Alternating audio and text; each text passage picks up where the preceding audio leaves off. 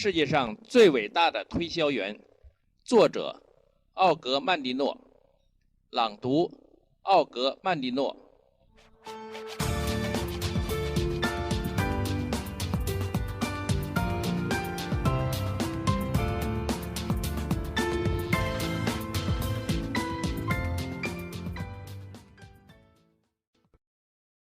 Hello, this is Mandino. Some memories of my long-ago childhood are still very vivid, especially when I think of that special little red-headed Irish lady who was my loving mother. She had a special dream for her son. Someday, she would tell me again and again, someday you will be a writer. Not just a writer, but a great writer. Well, I bought her dream. Most kids resent having their parents plan their future, but I like the idea. A famous writer? Yes. Mother had me reading grown-up books from the library long before I entered the first grade, and I was always writing short stories for her approval. In my senior year of high school, I was editor of the school paper, and our plans were that in the fall, I would attend the University of Missouri because we believed that they had the best journalism school in the country. And then, 6 weeks after I graduated from high school, my mother dropped dead in our kitchen while she was making lunch for me. I had a terrible time trying to deal with her passing. Instead of going on to college in the fall of 1940, I went to work in a paper factory, and in 1942, I joined the Army Air Corps. In 1943, I received my officer's commission and my silver wings as a bombardier. I was an officer and a gentleman 2 weeks before I could legally vote. I flew 30 bombing missions over Germany in a B-24 Liberator. Jimmy Stewart also flew in the same heavy bombardment group, the 445th. Nice man. I returned to the United States after the war had ended and discovered quickly that there wasn't much of an employment market for bombardiers with only a high school education. After many months of unemployment checks and painful searching, I finally secured a job selling life insurance and married the lady I had been dating before I went to war. The following 10 years were a living hell. For me, for her, and even for the lovely daughter we had been blessed with. It seemed that no matter how many hours of the day and night I worked, struggling to sell insurance, we drifted deeper and deeper into debt, and I began to do what so many frustrated individuals still do today, to hide from their problems. On the way home, after a long day of sales calls and canvassing for business, I would stop at a bar room for a drink. After all, I deserved it, didn't I, following such a tough day? Well, soon one drink became two became four became six, and finally my wife and daughter, when they could no longer endure my behavior, left me. The following 2 years are no more than a hazy memory. I traveled the country in my old Ford doing any kind of odd jobs in order to earn enough for another bottle of cheap wine, and I spent countless drunken nights in gutters, a sorry wretch of a human being in a living hell.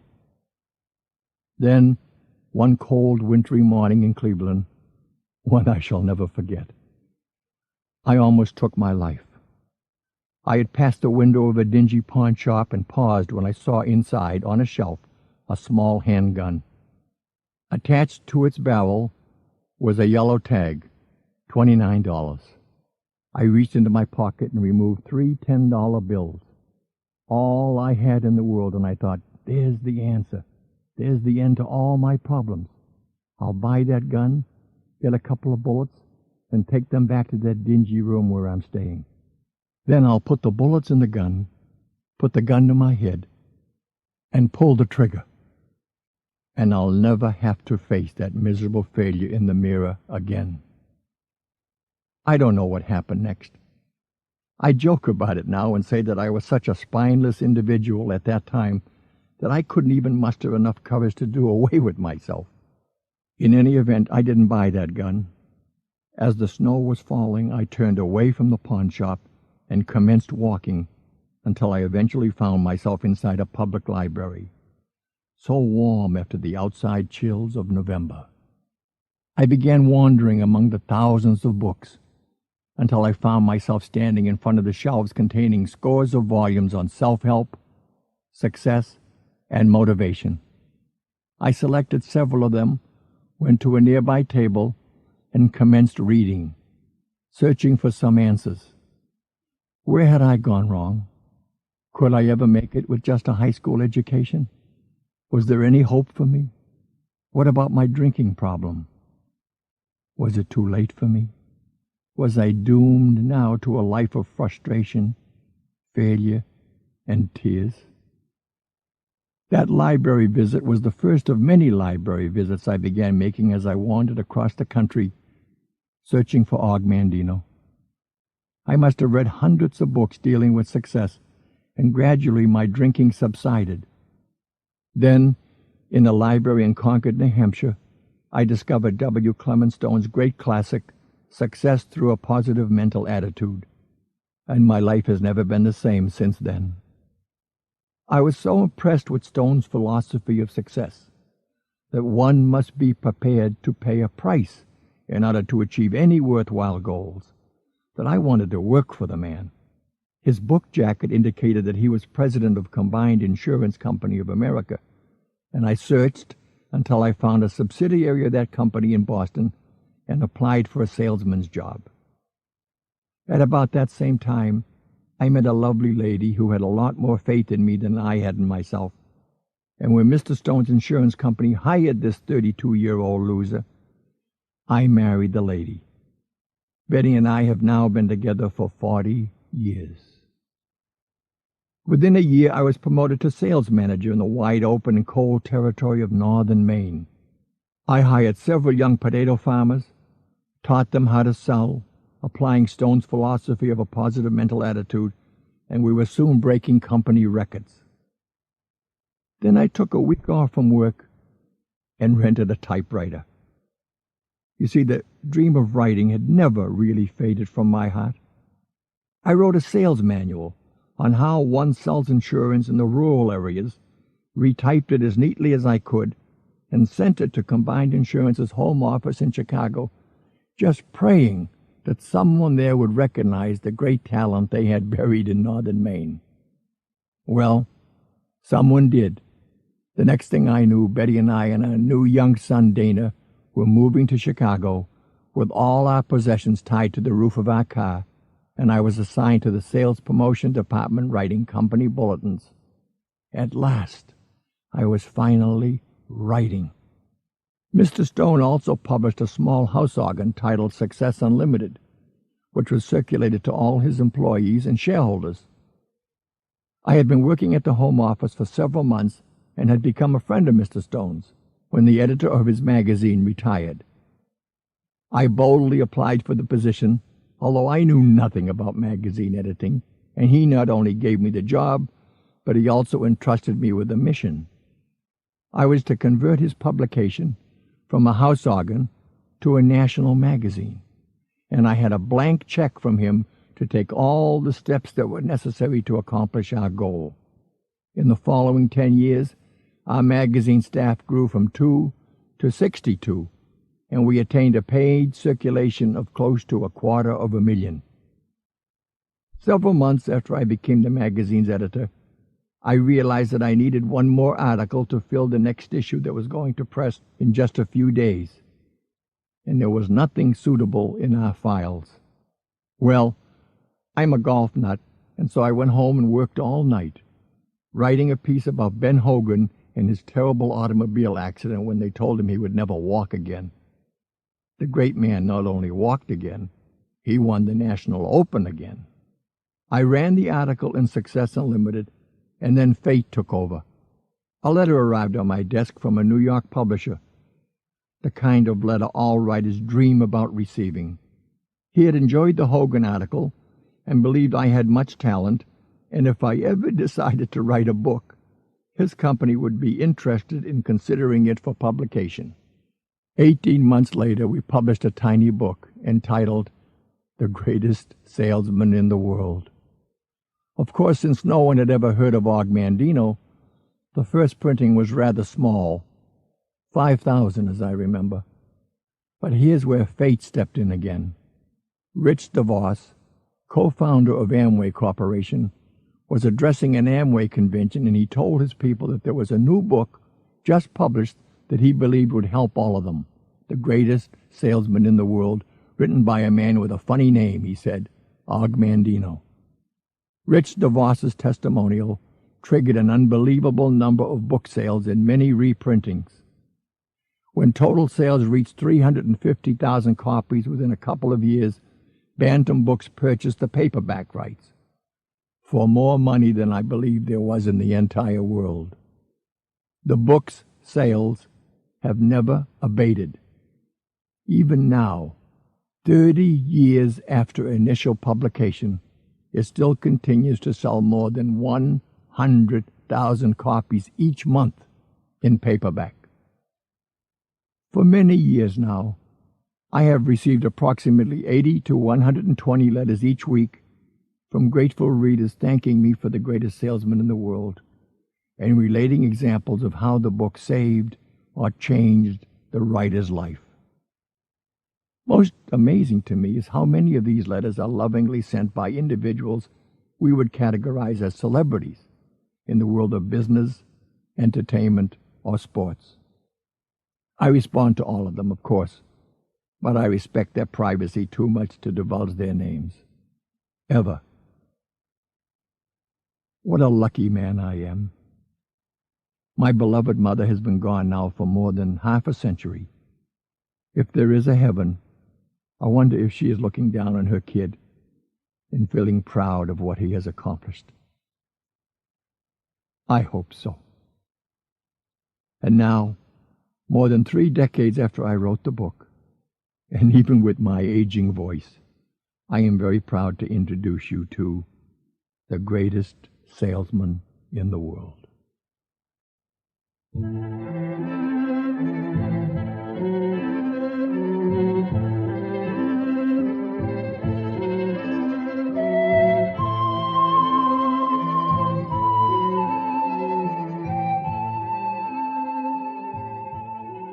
Hafed lingered before the bronze mirror and studied his reflected image in the polished metal.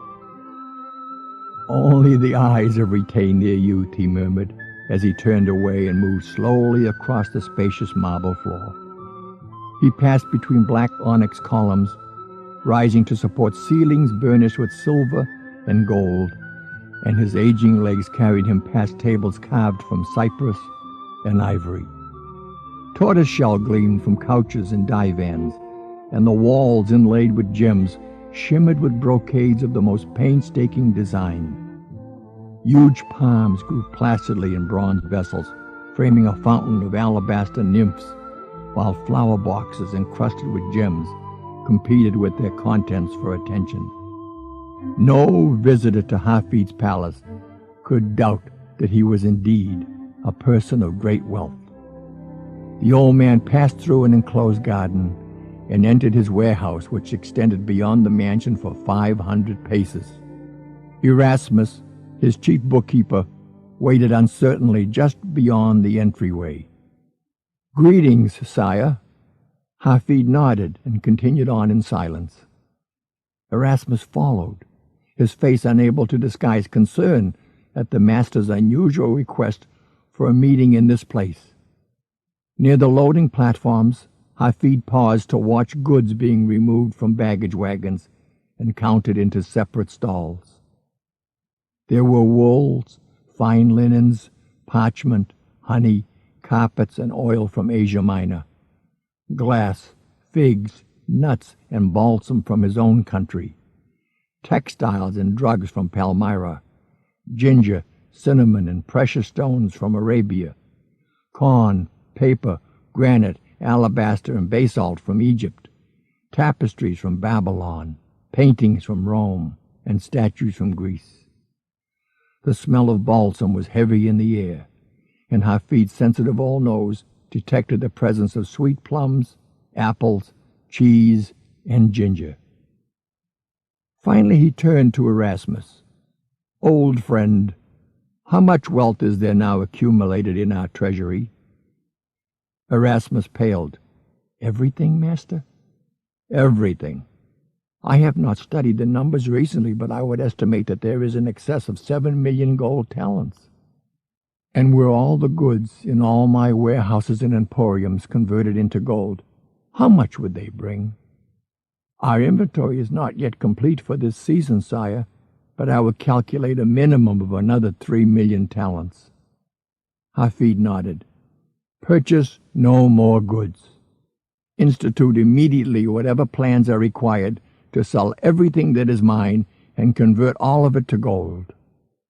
The bookkeeper's mouth opened, but no sound came forth. He fell back as if struck, and when finally he could speak, the words came with effort. I do not understand, sire.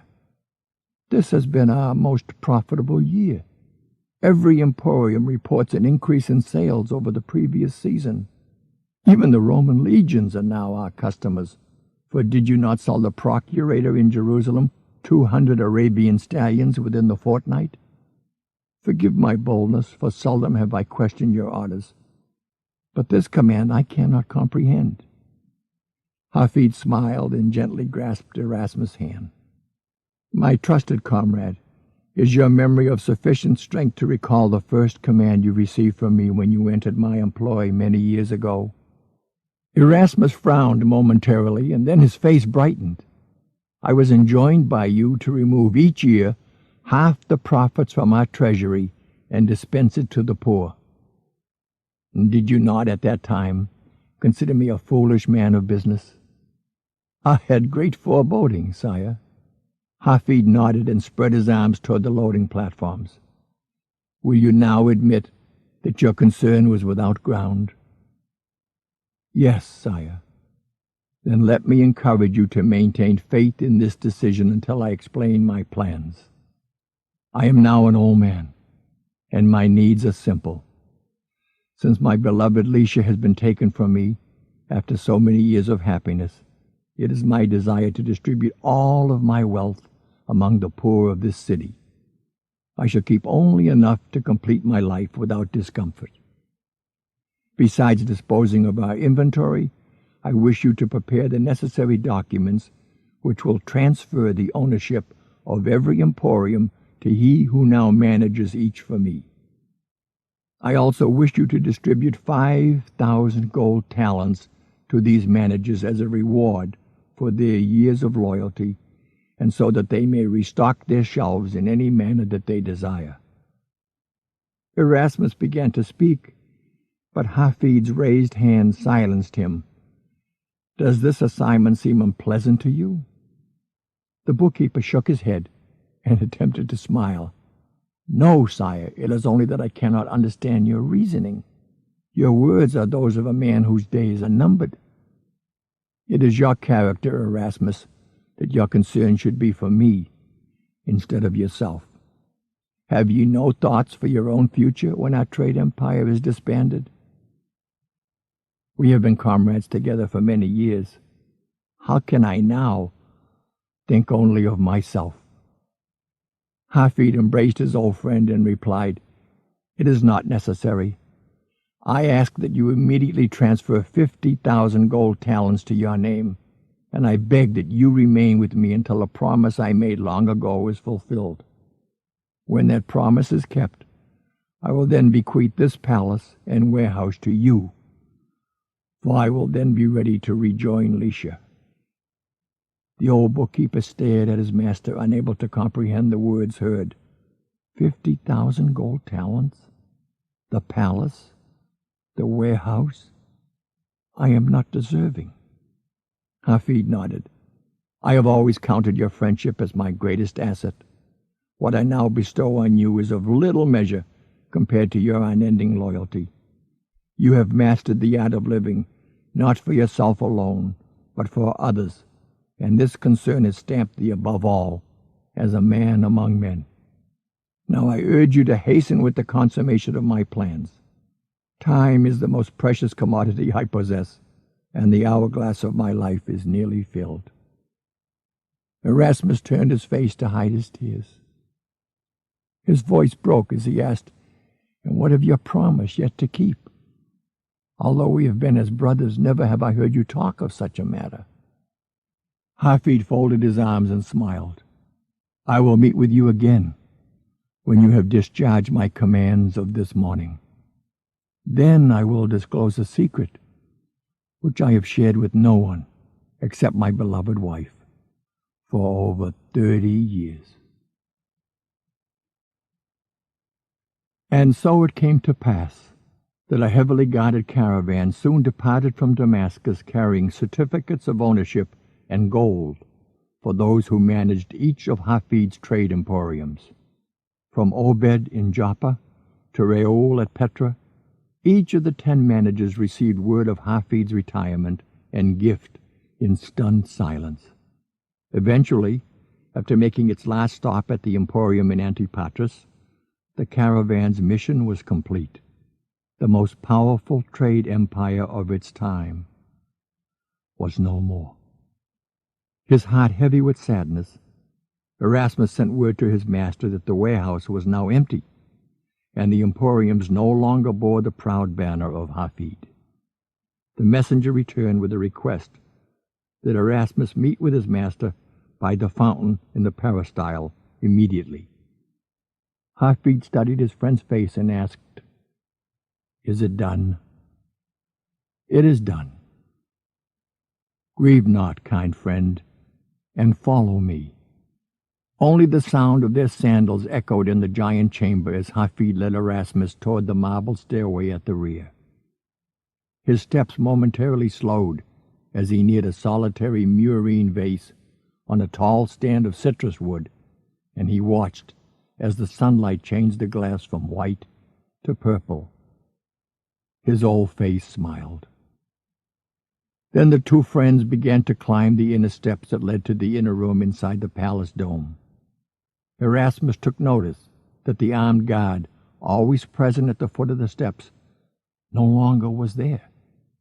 Finally they reached a landing and paused, since both were without breath from the exertion of the climb.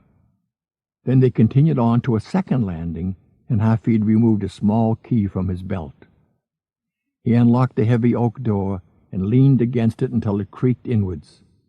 Erasmus hesitated until his master beckoned him inside, and then he stepped timidly into the room to which no one had been allowed admission for over 3 decades.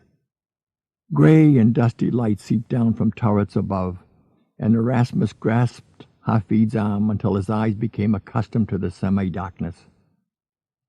With a faint smile, Hafed watched as Erasmus turned slowly in a room that was bare, except for a small cedar chest, spotlighted in a shaft of sunlight in one corner.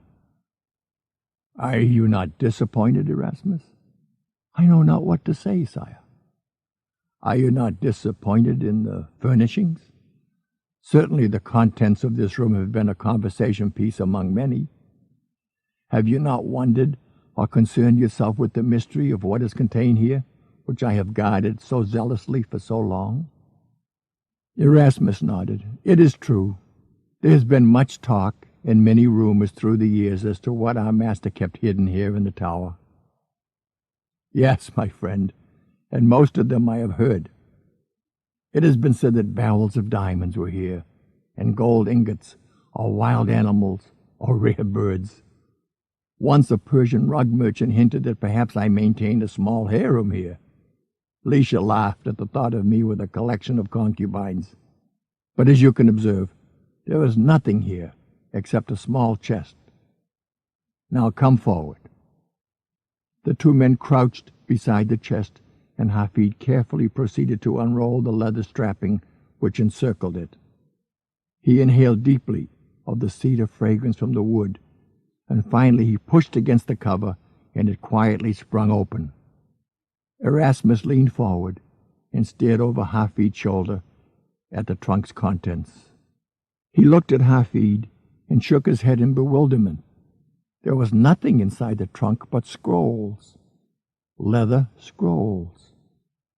Hafed reached inside and gently removed one of the rolls. Momentarily he clasped it to his breast and closed his eyes.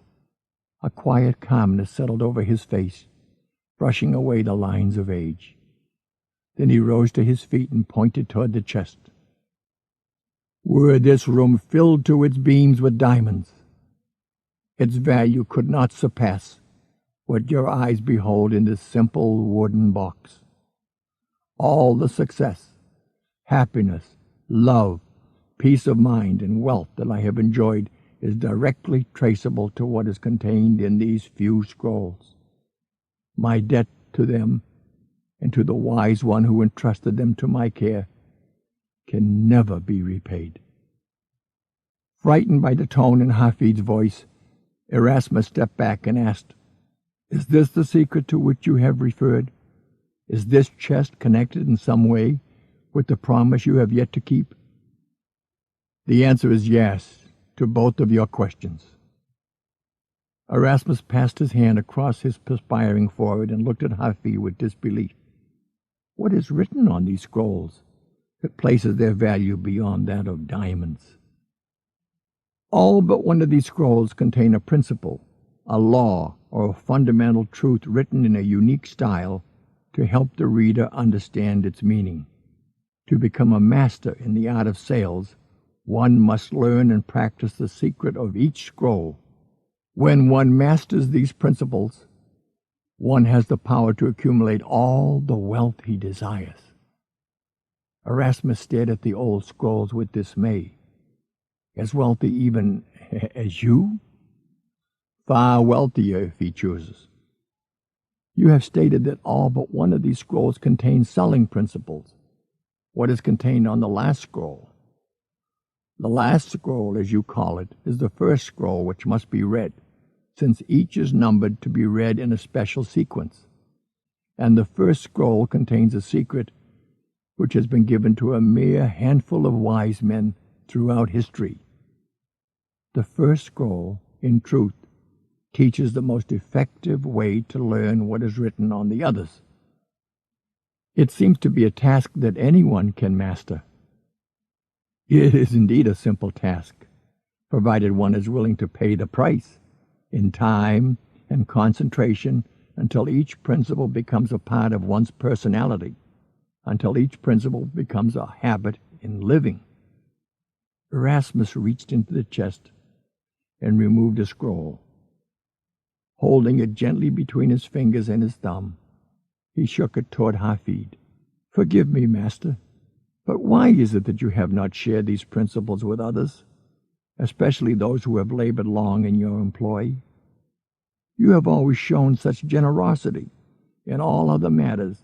How is it that all who have sold for you did not receive the opportunity to read these words of wisdom and thus become wealthy too? At the very least, all would have been better sellers of goods with such valuable knowledge. Why have you kept these principles to yourself for all these years? I had no choice. Many years ago, when these scrolls were entrusted to my care, I was made to promise under oath that I would share their contents with only one person.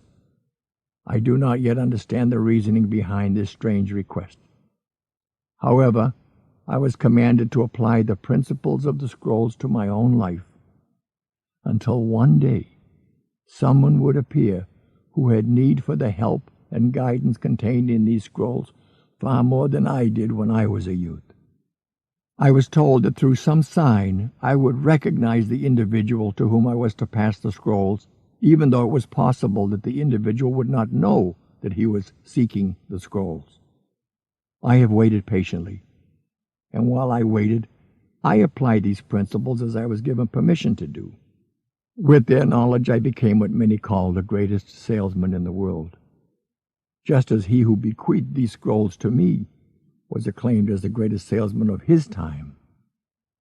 Now, Erasmus, perhaps you will understand at last why some of my actions through the years seemed peculiar and unworkable to you, yet they proved successful. Always were my deeds and decisions guided by these scrolls. Therefore, it was not through my wisdom that we acquired so many gold talents. I was only the instrument of fulfillment. Do you still believe that he who is to receive these scrolls from thee will appear after all this time? Yes, Hafed gently replaced the scrolls and closed the chest. He spoke softly from his knees. "Will you stay with me until that day, Erasmus?" The bookkeeper reached through soft light until their hands clasped. He nodded once and then withdrew from the room as if from an unspoken command from his master. Hafed replaced the leather strapping on the chest and then stood and walked to a small turret. He stepped through it out onto the scaffold that surrounded the great dome. A wind from the east blew into the old man's face, carrying with it the smell of the lakes and the desert beyond. He smiled as he stood high above the rooftops of Damascus, and his thoughts leaped backwards through time.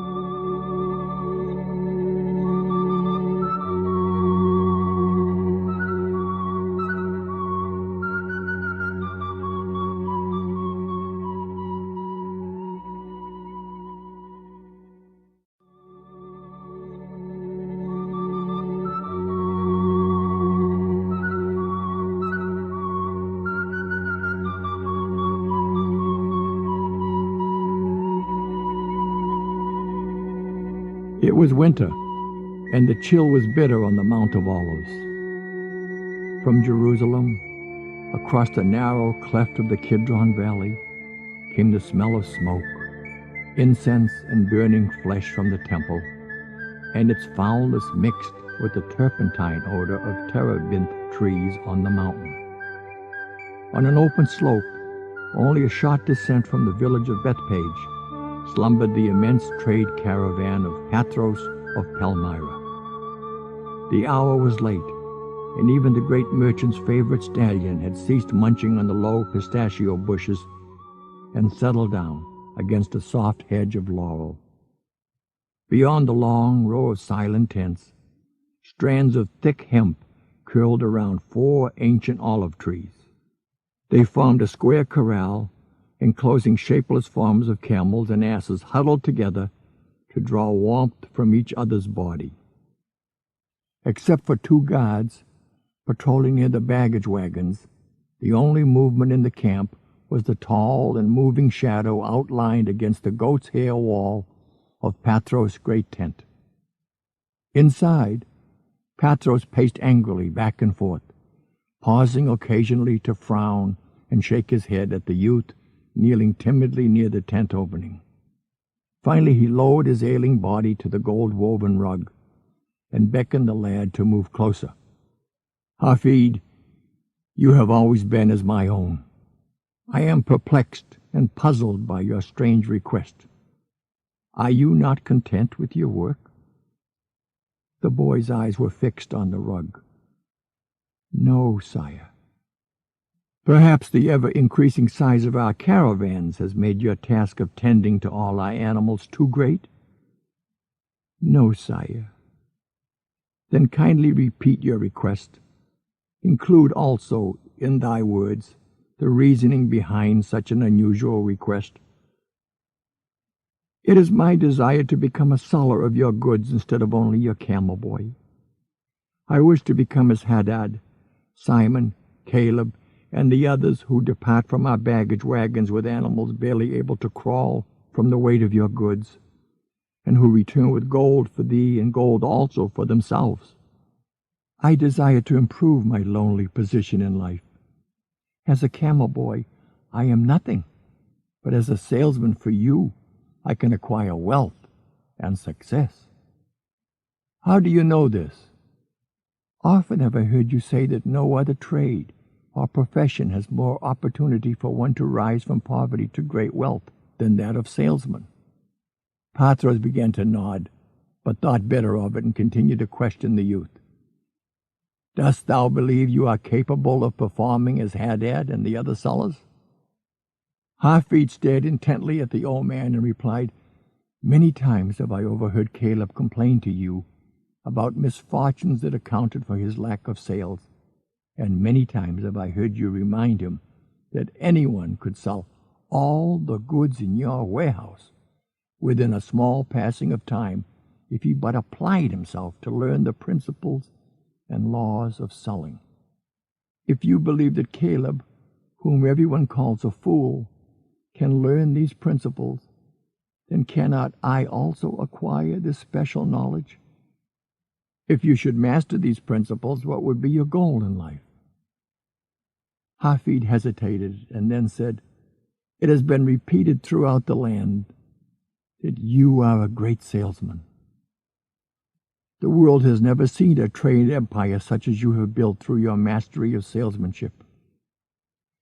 My ambition is to become even greater than you, the greatest merchant, the wealthiest man, and the greatest salesman in all the world." Patros leaned back and studied the young dark face. The smell from the animals was still on his clothes, but the youth displayed little humility in his manner. "And what will you do with all this great wealth and the fearsome power that will surely accompany it?" "I will do as you do. My family will be provided with the finest of worldly goods, and the rest I will share with those in need." Patros shook his head. "Wealth, my son, should never be your goal in life. Your words are eloquent, but they are mere words. True wealth is of the heart, not of the purse." Hafed persisted. "Art thou not wealthy, sire?" The old man smiled at Hafed's boldness. "Hafed, so far as material wealth is concerned, there is only one difference between myself and the lowliest beggar outside Herod's palace. The beggar thinks only of his next meal, and I think only of the meal that will be my last. No, my son, do not aspire for wealth, and labor not only to be rich. Strive instead for happiness, to be loved and to love, and more important, to acquire peace of mind and serenity." Hafed continued to persist, "But these things are impossible without gold.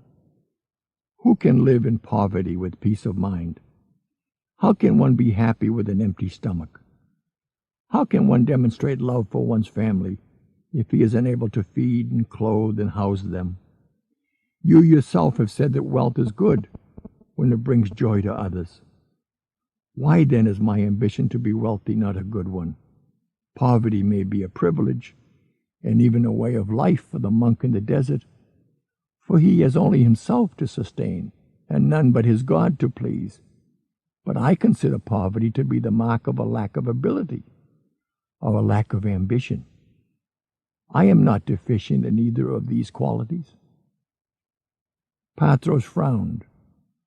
"What has caused this sudden outburst of ambition? You speak of providing for family, yet you have no family, lest it be I, who have adopted you since the pestilence removed thy mother and father." Hafed's sun-darkened skin could not hide the sudden flush in his cheeks. "While we encamped in Hebron before journeying here, I met the daughter of Calne. She... Oh-ho! Now the truth emergeth. Love, not noble ideals, has changed my camel boy into a mighty soldier, ready to battle the world. Calne is a very wealthy man. His daughter and a camel boy? Never! But his daughter and a rich, young, and handsome merchant? That is another matter. Very well, my young soldier. I will help you begin your career as a salesman." The lad fell to his knees and grasped Patros' robe. Sire, how can I say the words to show my thanks?" Patros freed himself from Hafed's grip and stepped back. "I would suggest you withhold thy thanks for the present. Whatever aid I give thee will be as a grain of sand compared to the mountains you must move for yourself." Hafed's joy immediately subsided as he asked, "Will you not teach me the principles and laws that will transform me into a great salesman?" "I will not, no more than I have made your early youth soft and easy through pampering. I have been criticized often for condemning my adopted son to a life of a camel boy. But I believe that if the right fire was burning inside, it would eventually emerge. And when it did, you would be far more a man for your years of difficult toil. Tonight, your request has made me happy, for the fire of ambition glows in your eyes, and your face shines with burning desire. This is good, and my judgment is vindicated, but you must still prove that there is more behind your words than air. Hafed was silent, and the old man continued. First, you must prove to me, and more important to yourself, that you can endure the life of a salesman, for it is not an easy lot you have chosen. Truly, many times have you heard me say that the rewards are great if one succeeds, but the rewards are great only because so few succeed. Many succumb to despair and fail without realizing that they already possess all the tools needed to acquire great wealth. Many others face each obstacle in their path with fear and doubt and consider them as enemies, when in truth these obstructions are friends and helpers. Obstacles are necessary for success because in selling, as in all careers of importance, victory comes only after many struggles and countless defeats. Yet each struggle, each defeat, sharpens your skills and strengths, your courage and your endurance, your ability and your confidence, and thus each obstacle is a comrade in arms forcing you to become better or quit. Each rebuff is an opportunity to move forward. Turn away from them, avoid them, and you throw away your future. The youth nodded and made as if to speak, but the old man raised his hand and continued. Furthermore, you are embarking on the loneliest profession in the world. Even the despised tax collectors return to their homes at sundown, and the legions of Rome have a barracks to call home. But you will witness many setting suns, far from all friends and loved ones. Nothing can bring the hurt of loneliness upon a man so swiftly as to pass a strange house in the dark and witness in the lamplight from within a family breaking evening bread together. It is in these periods of loneliness that temptations will confront thee, Patros continued. How you meet these temptations will greatly affect your career. When you are on the road with only your animal, it is a strange and often frightening sensation. Often our perspectives and our values are temporarily forgotten, and we become like children, longing for the safety and love of our own. What we find as a substitute has ended the career of many, including thousands who were considered to have great potential in the art of selling. Furthermore, there will be no one to humor you or console you when you have sold no goods. No one except those who seek to separate you from your money pouch. I will be careful and heed thy words of warning. Then let us begin. For the present you will receive no more advice. You stand before me as a green fig. Until the fig is ripe, it cannot be called a fig. And until you have been exposed to knowledge and experience, you cannot be called a salesman. How shall I begin? In the morning you are to report to Silvio at the baggage wagons. He will release in your charge one of our finest seamless robes. It is woven from the hair of a goat and will withstand even the heaviest rains, and it is dyed red from the roots of the madder plant, so that the color will always hold fast. Near the hem you will find sewn on the inside a small star.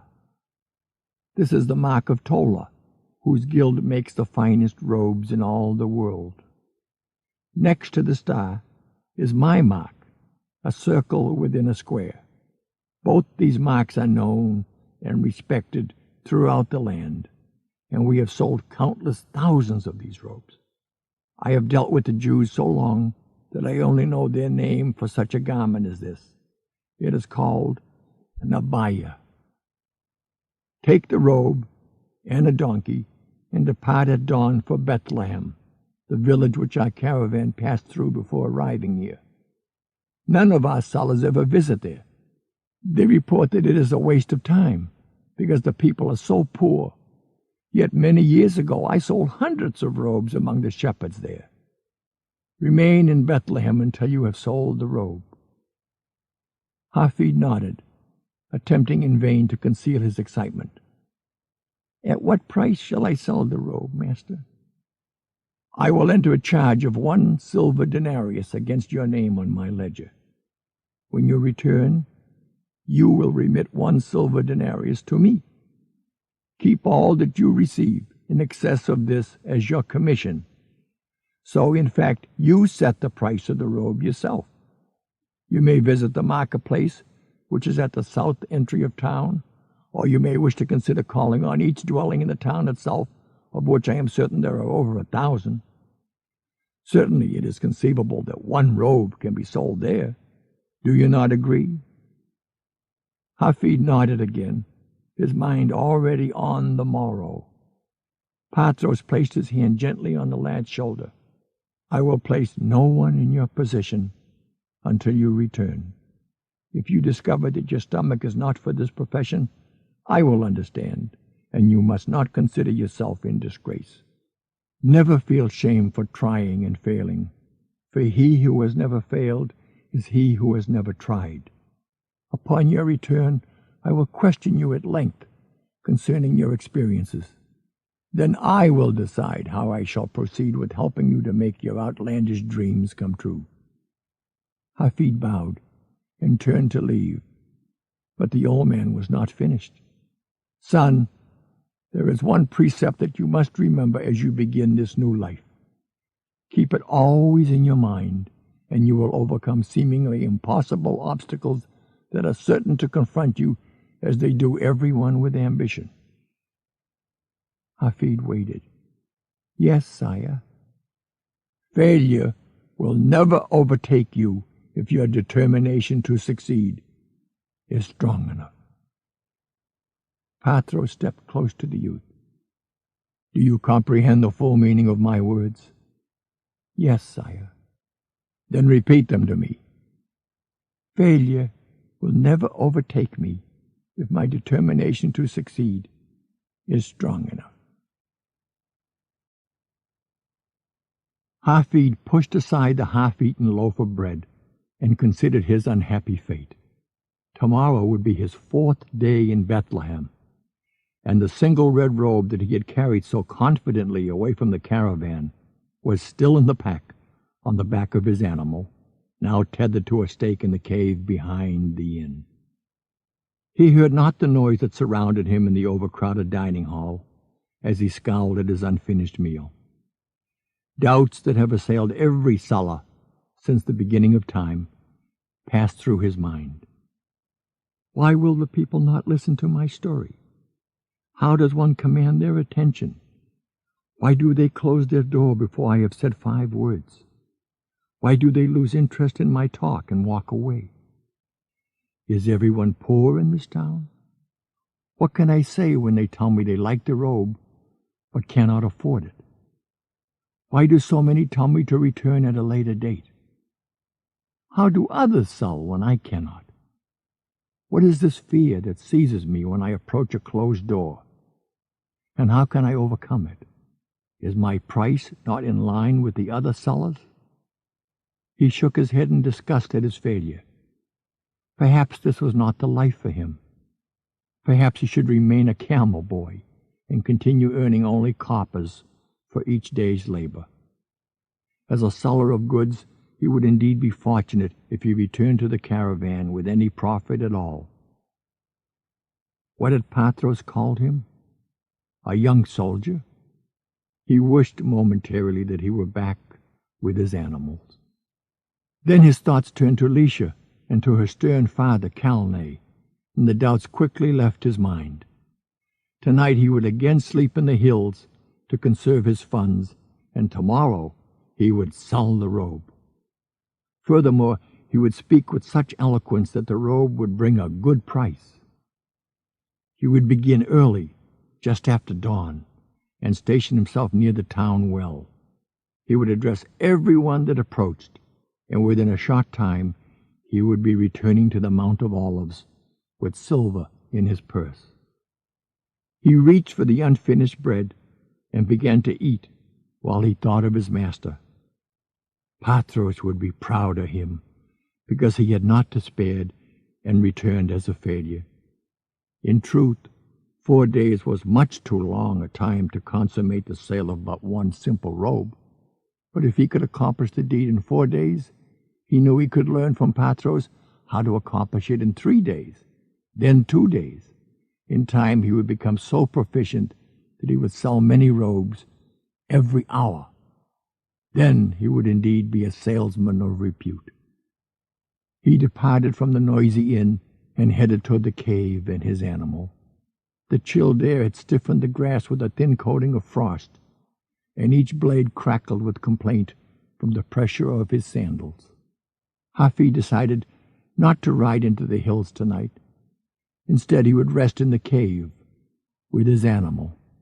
Tomorrow, he knew, would be a better day, although now he understood why the others always bypassed this unprosperous village. They had said that no sales could be made here, and he had recalled their words every time someone had refused to buy his robe.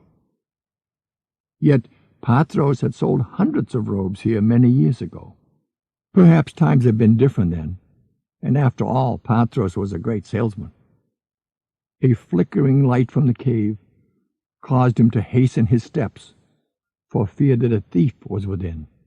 He rushed through the opening in the limestone, ready to overcome the criminal and recover his possessions. Instead, the tenseness immediately left his body at the sight that confronted him. A small candle forced between a cleft in the cave wall shone faintly on a bearded man and a young woman huddled closely together. At their feet, in a hollowed-out stone that usually held cattle fodder, slept an infant. Hafed knew little of such things, but he sensed that the baby was newborn from the child's wrinkled and crimson skin. To protect the sleeping infant from the cold, both the man's and the woman's cloaks covered all but the small head. The man nodded in Hafed's direction, while the woman moved closer to the child. No one spoke. Then the woman trembled, and Hafed saw that her thin garment offered little protection against the dampness of the cave. Hafed looked again at the infant. He watched fascinated as the small mouth opened and closed, almost in a smile, and a strange sensation passed through him. For some unknown reason, he thought of Leisha. The woman trembled again from the cold, and her sudden movement returned Hafed from his daydreaming. After painful moments of indecision, the would-be seller of goods walked to his animal. He carefully untied the knots, opened his pack, and withdrew the robe. He unrolled it and rubbed his hands over the material. The red dye glowed in the candlelight, and he could see the mark of Patros and the mark of Tola on its underside, the circle in the square, and the star. How many times had he held this robe in his tired arms in the past 3 days? It seemed as if he knew every weave and fiber of it. This was indeed a robe of quality. With care, it would last a lifetime. Hafed closed his eyes and sighed. Then he walked swiftly toward the small family, knelt on the straw beside the infant, and gently removed first the father's tattered cloak and then the mother's from the manger. He handed each back to its owner. Both were too shocked at Hafed's boldness to react. Then Hafed opened his precious red robe and wrapped it gently around the sleeping child.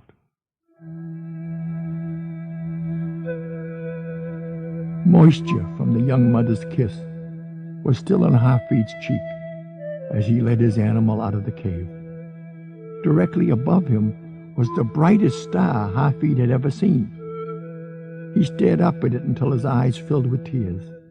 and then he headed his animal through the path that led toward the main road, back to Jerusalem and the caravan on the mountain.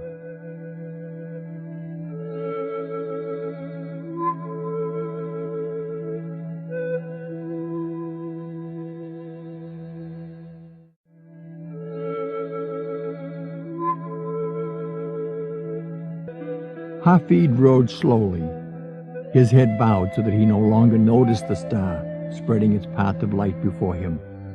Why had he committed such a foolish act? He knew not those people in the cave. Why had he not attempted to sell the robe to them? What would he tell Patros and the others? They would roll on the ground with laughter when they learned he had given away a robe with which he had been charged, and to a strange baby in a cave. He searched his mind for a tale that would deceive Patros. Perhaps he could say that the robe had been stolen from his animal while he was in the dining hall. Would Patros believe such a tale? After all, there were many bandits in the land. And should Patros believe him, would he not then be condemned for carelessness? All too soon he reached a path that led through the Garden of Gethsemane. He dismounted and walked wearily ahead of the mule until he arrived at the caravan. The light from above made it seem as daylight, and the confrontation he had been dreading was quickly upon him as he saw Patros outside his tent staring into the heavens. Hafed remained motionless, but the old man noticed him almost immediately. There was awe in the voice of Patros as he approached the youth and asked, "Have you come directly from Bethlehem?" "Yes, master." "Are you not alarmed that a star should follow you?"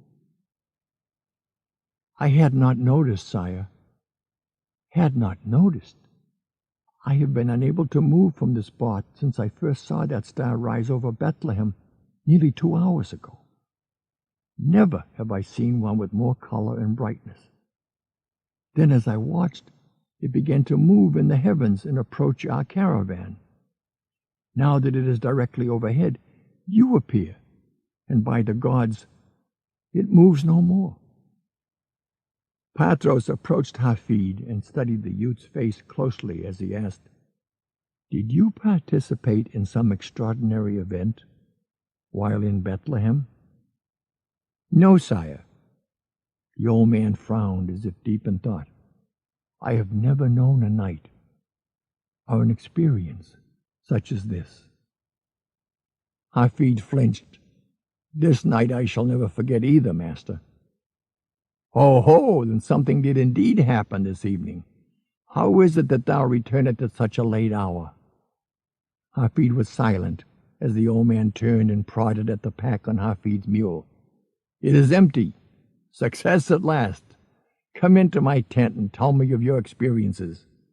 Since the gods have turned night into day, I cannot sleep, and perhaps your words will furnish some clue as to why a star should follow a camel boy." Patros reclined on his cot and listened with closed eyes to Hafed's long tale of endless refusals, rebuffs, and insults which had been encountered in Bethlehem. Occasionally he would nod, as when Hafed described the pottery merchant who had thrown him bodily from his shop, and he smiled when told of the Roman soldier who had flung the robe back in Hafed's face when the young seller had refused to reduce his price. Finally, Hafed, his voice hoarse and muffled, was describing all the doubts that had beset him in the inn this very evening. Patros interrupted him. "Hafed, as well as you can recall, relate to me every doubt that passed through your mind as you sat feeling sorry for yourself."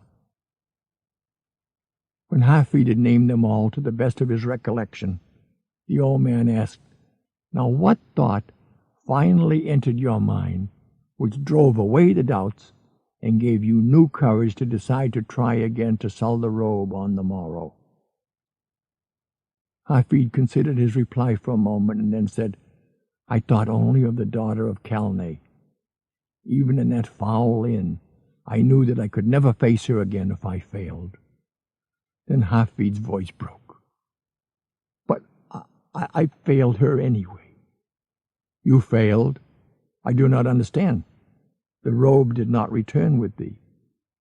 In a voice so low that Patros found it necessary to lean forward in order to hear, Hafed related the incident of the cave, the infant, and the robe. As the youth spoke, Patros glanced again and again at the open tent flap and the brightness beyond which still illuminated the campgrounds. A smile began to form on his puzzled face, and he did not notice that the lad had ceased with his story and was now sobbing. Soon the sobs subsided, and there was only silence in the great tent. Hafed dared not look up at his master. He had failed, and proven that he was ill-equipped to be anything more than a camel boy. He fought back the urge to leap up and run from the tent. Then he felt the great salesman's hand on his shoulder and forced himself to look into the eyes of Patros. "My son, this trip has not been of much profit to you." "No, sire, but to me it has. The star which followed you has cured me of a blindness that I am reluctant to admit. I will explain this matter to you only after we return to Palmyra. Now I make a request of thee." "Yes, master." "Our sellers will begin returning to the caravan before sundown tomorrow, and their animals will need your care. Are you willing to return to your duties as camel boy for the present?" Hafed rose resignedly and bowed toward his benefactor. "Whatever you ask of me, that I will do, and I am sorry that I have failed you." "Go, then, and prepare for the return of our men, and we shall meet again when we are in Palmyra." As Hafed stepped through the tent opening, bright light from above momentarily blinded him. He rubbed his eyes and heard Patros call from inside the tent. The youth turned and stepped back inside, waiting for the old man to speak. Patros pointed toward him and said, "Sleep in peace, for you have not failed." The bright star remained above throughout the night. Nearly a fortnight after the caravan had returned to its headquarters in Palmyra, Hafed was awakened from his straw cot in the stable and summoned to appear before Patros. He hastened to the bedchamber of the master and stood uncertainly before the huge bed which dwarfed its occupant. Patros opened his eyes and struggled with his coverings until he was sitting upright. His face was gaunt, and blood vessels bulged in his hands. It was difficult for Hafed to believe that this was the same man with whom he had spoken only 12 days ago.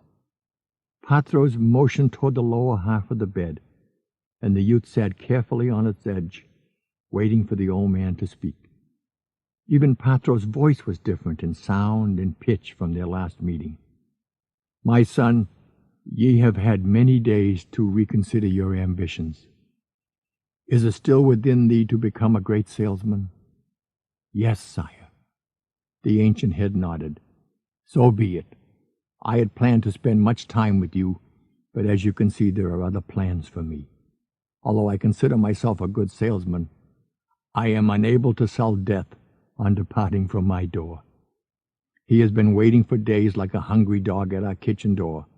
Like the dog, he knows that eventually the door will be left unguarded." Coughing interrupted Patros, and Hafed sat motionless as the old man gasped for air.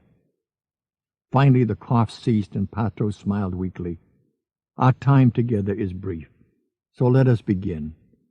First, remove the small cedar chest which is beneath this bed." Hafed knelt and pulled out a small leather-strapped box. He placed it below the contour made by Patros' legs on the bed. The old man cleared his throat. "Many years ago, when I possessed less status than even a camel boy, I was privileged to rescue a traveler from the East who had been set upon by 2 bandits.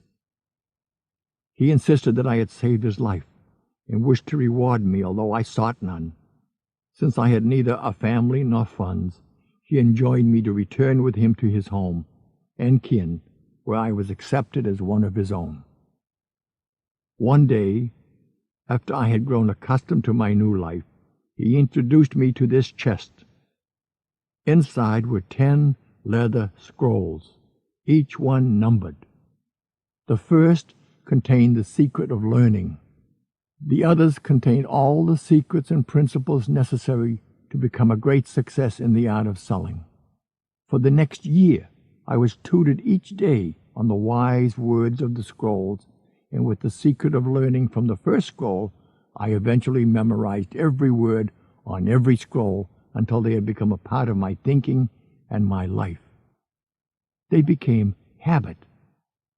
At last I was presented with a chest containing all 10 scrolls, a sealed letter, and a purse containing 50 gold pieces.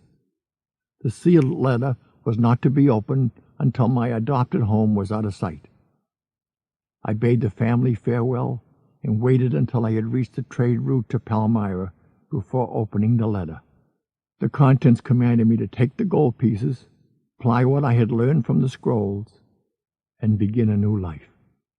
The letter further commanded me to always share half of whatever wealth I would acquire with others less fortunate, but the leather scrolls were neither to be given nor shared with anyone until the day when I would be given a special sign. It would tell me who was next chosen to receive these scrolls. Hafed shook his head. I do not understand, sire. I will explain. I have remained on watch for this person with a sign for many years, and while I watched, I applied what I learned from the scrolls to amass a great fortune. I had almost come to believe that no such person would ever appear before my death until you returned from your trip to Bethlehem. My first inkling that you were the chosen one to receive the scrolls came upon me when you appeared under the bright star that had followed you from Bethlehem. In my heart I have tried to comprehend the meaning of this event, but I am resigned not to challenge the actions of the gods. Then when you told me of giving up the robe, which meant so much to you, something within my heart spoke and told me that my long search was ended. I had finally found he who was ordained to next receive the chest. Strangely, as soon as I knew I had found the right one, my life's energy began to slowly drain away. Now I am near the end, but my long search is over, and I can depart from this world in peace. The old man's voice grew faint, but he clenched his bony fist and leaned closer to Hafed. Listen closely, my son, for I will have no strength to repeat these words. Hafed's eyes were moist as he moved nearer to his master. Their hands touched, and the great salesman inhaled with effort. I now pass on this chest and its valuable contents to thee, but first there are certain conditions to which you must agree. In the chest is a purse with 100 gold talents. This will enable you to live and purchase a small supply of rugs with which you can enter the business world. I could bestow on you great wealth, but this would do you a terrible disservice.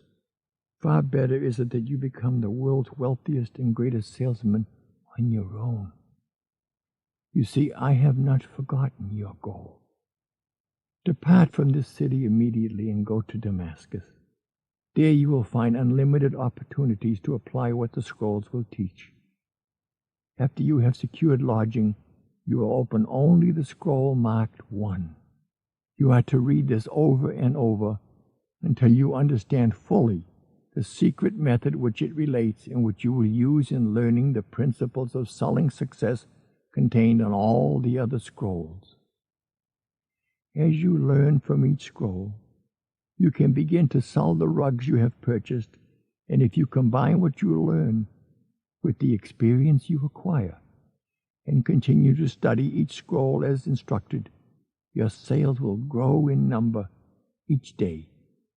My first condition, then, is that you must swear under oath that you will follow the instructions contained in the scroll marked 1. Do you agree? Yes, sire. Good, good. And when you apply the principles of the scrolls, you will become far wealthier than you have ever dreamed.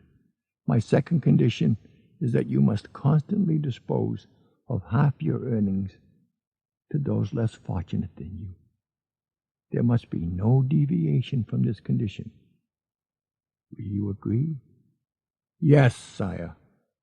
And now the most important condition of all. You are forbidden to share the scrolls or the wisdom they contain with anyone. One day there will appear a person who will transmit to you a sign, just as the star and your unselfish actions were the sign I sought. When this happens, you will recognize this sign even though the person transmitting it may be ignorant that he is the chosen person. When your heart assures you that you are correct, you will pass over to him or her the chest and its contents, and when this is done, there need be no conditions imposed on the receiver, such as were imposed on me and which I now impose on you. The letter which I received so long ago commanded that the third to receive the scrolls could share their message with the world if he so desires. Will you promise to carry out this third condition? I will. Patros sighed in relief, as if a heavy weight had been removed from his body. He smiled weakly and cupped Hafed's face in his bony hands. Take the chest and depart. I will see thee no more. Go with my love and with my wishes for success, and may your leisure eventually share all the happiness your future will bring you. Tears unashamedly rolled down Hafed's cheeks as he took the chest and carried it through the open bedroom door. He paused outside, placed the chest on the floor, and turned back toward his master.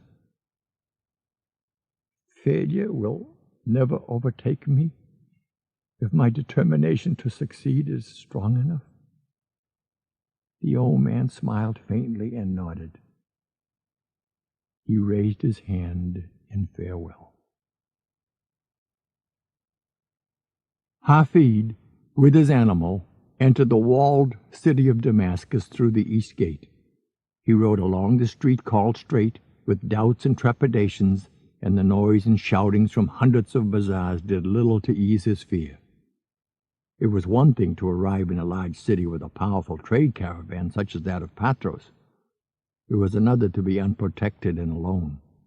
Street merchants rushed at him from all sides, holding up merchandise, each screaming louder than the next. He passed cell-like shops and bazaars, displaying craftsmanship of coppersmiths, silversmiths, saddlers, weavers, carpenters, and each step of his mule brought him face to face with another vendor, hands outstretched, wailing words of self-pity. Directly ahead of him, beyond the western wall of the city, rose Mount Hermon. Although the season was summer, its top was still capped with white, and it seemed to look down on the cacophony of the marketplace with tolerance and forbearance. Eventually Hafed turned off the famous street and inquired about lodging, which he had no difficulty finding in an inn called Moshe. His room was clean, and he paid his rent for a month in advance, which immediately established his standing with Antonine, the owner. Then he stabled his animal behind the inn, bathed himself in the waters of the Barada, and returned to his room. He placed a small cedar chest at the foot of his cot and proceeded to unroll the leather strappings. The cover opened easily, and he gazed down at the leather scrolls. Finally he reached inside and touched the leather. It gave under his fingers as if it were alive, and he hurriedly withdrew his hand. He arose and stepped toward the latticed window, through which sounds poured from the noisy marketplace nearly half a mile distant. Fear and doubt returned again as he looked in the direction of the muffled voices, and he felt his confidence waning. He closed his eyes, leaned his head against the wall, and cried aloud, "How foolish I am to dream that I, a mere camel boy, will one day be acclaimed as the greatest salesman in the world, when I have not even the courage to ride through the stalls of the hawkers in the street. Today mine eyes have witnessed hundreds of salesmen, all far better equipped for their profession than I.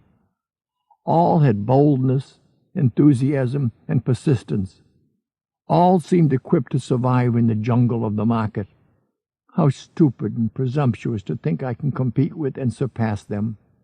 Patros, my Patros, I fear that I will fail you again. He threw himself on his cot, and weary from his travels, he sobbed until he slept. When he awoke, it was morning. Even before he opened his eyes, he heard the chirp. Then he sat up and stared in disbelief at the sparrow perched on the open cover of the chest containing the scrolls. He ran to the window. Outside, thousands of sparrows clustered in the fig trees and sycamores, each welcoming the day with song.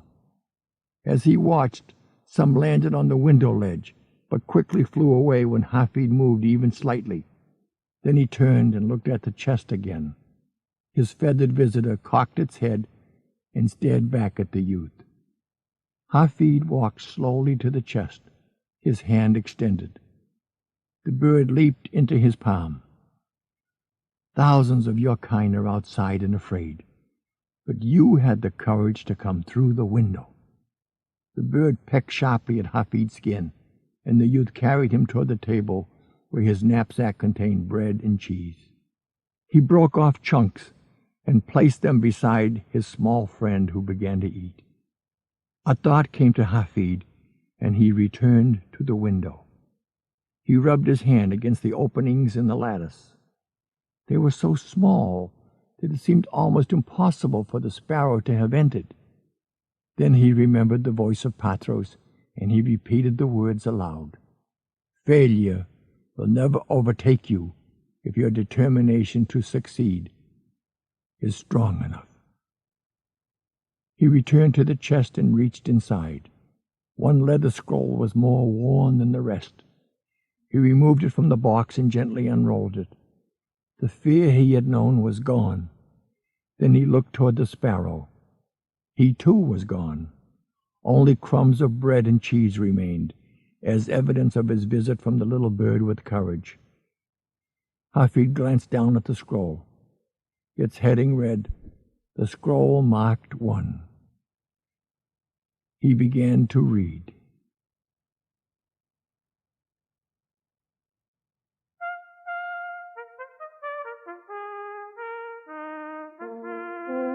The scroll marked 3.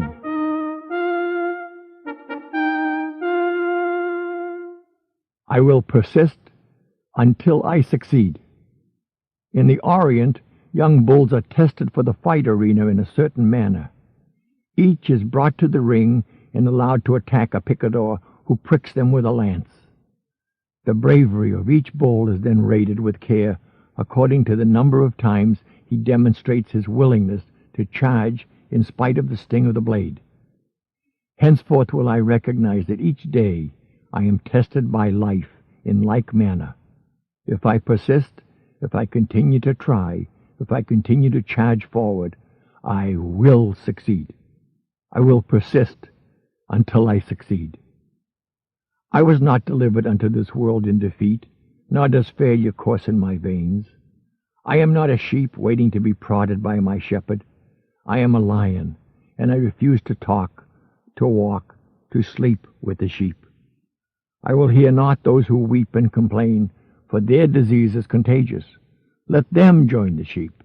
The slaughterhouse of failure is not my destiny.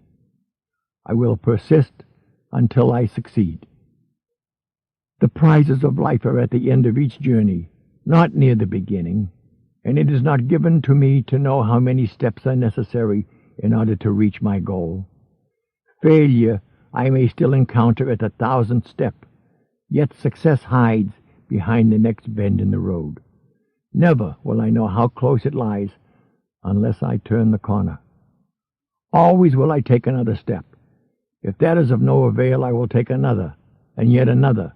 In truth, one step at a time is not too difficult. I will persist until I succeed. Henceforth I will consider each day's effort as but one blow of my blade against a mighty oak. The first blow may cause not a tremor in the wood, nor the second, nor the third. Each blow of itself may be trifling and seem of no consequence. Yet from childish swipes the oak will eventually tumble. So it will be with my efforts of today. I will be likened to the raindrop which washes away the mountain, the ant who devours a tiger, the star which brightens the earth, the slave who builds a pyramid. I will build my castle one brick at a time, for I know that small attempts, repeated, will complete any undertaking. I will persist until I succeed. I will never consider defeat, and I will remove from my vocabulary such words and phrases as quit, cannot, unable, impossible, out of the question, improbable, failure, unworkable, hopeless, and retreat, for they are the words of fools. I will avoid despair, but if this disease of the mind should infect me, then I will work on in despair. I will toil, and I will endure. I will ignore the obstacles at my feet and keep mine eyes on the goals above my head, for I know that where dry desert ends, green grass grows. I will persist until I succeed. I will remember the ancient law of averages, and I will bend it to my good. I will persist with knowledge that each failure to sell will increase my chance for success at the next attempt. Each nay I hear will bring me closer to the sound of yea. Each frown I meet only prepares me for the smile to come. Each misfortune I encounter will carry in it the seed of tomorrow's good luck. I must have the night to appreciate the day. I must fail often to succeed only once. I will persist until I succeed. I will try and try and try again. Each obstacle I will consider as a mere detour to my goal and a challenge to my profession. I will persist and develop my skills as the mariner develops his, by learning to ride out the wrath of each storm. I will persist until I succeed. Henceforth I will learn and apply another secret of those who excel in my work. When each day is ended, not regarding whether it has been a success or a failure, I will attempt to achieve one more sale. When my thoughts beckon my tired body homeward, I will resist the temptation to depart. I will try again. I will make one more attempt to close with victory, and if that fails, I will make another. Never will I allow any day to end with a failure. Thus will I plant the seed of tomorrow's success and gain an insurmountable advantage over those who cease their labor at a prescribed time. When others cease their struggle, then mine will begin, and my harvest will be full. I will persist until I succeed. Nor will I allow yesterday's success to lull me into today's complacency, for this is the greatest foundation of failure. I will forget the happenings of the day that is gone, whether they were good or bad, and greet the new sun with confidence that this will be the best day of my life. So long as there is breath in me, that long will I persist. For now I know one of the greatest principles of success. If I persist long enough, I will win. I will persist. I will win.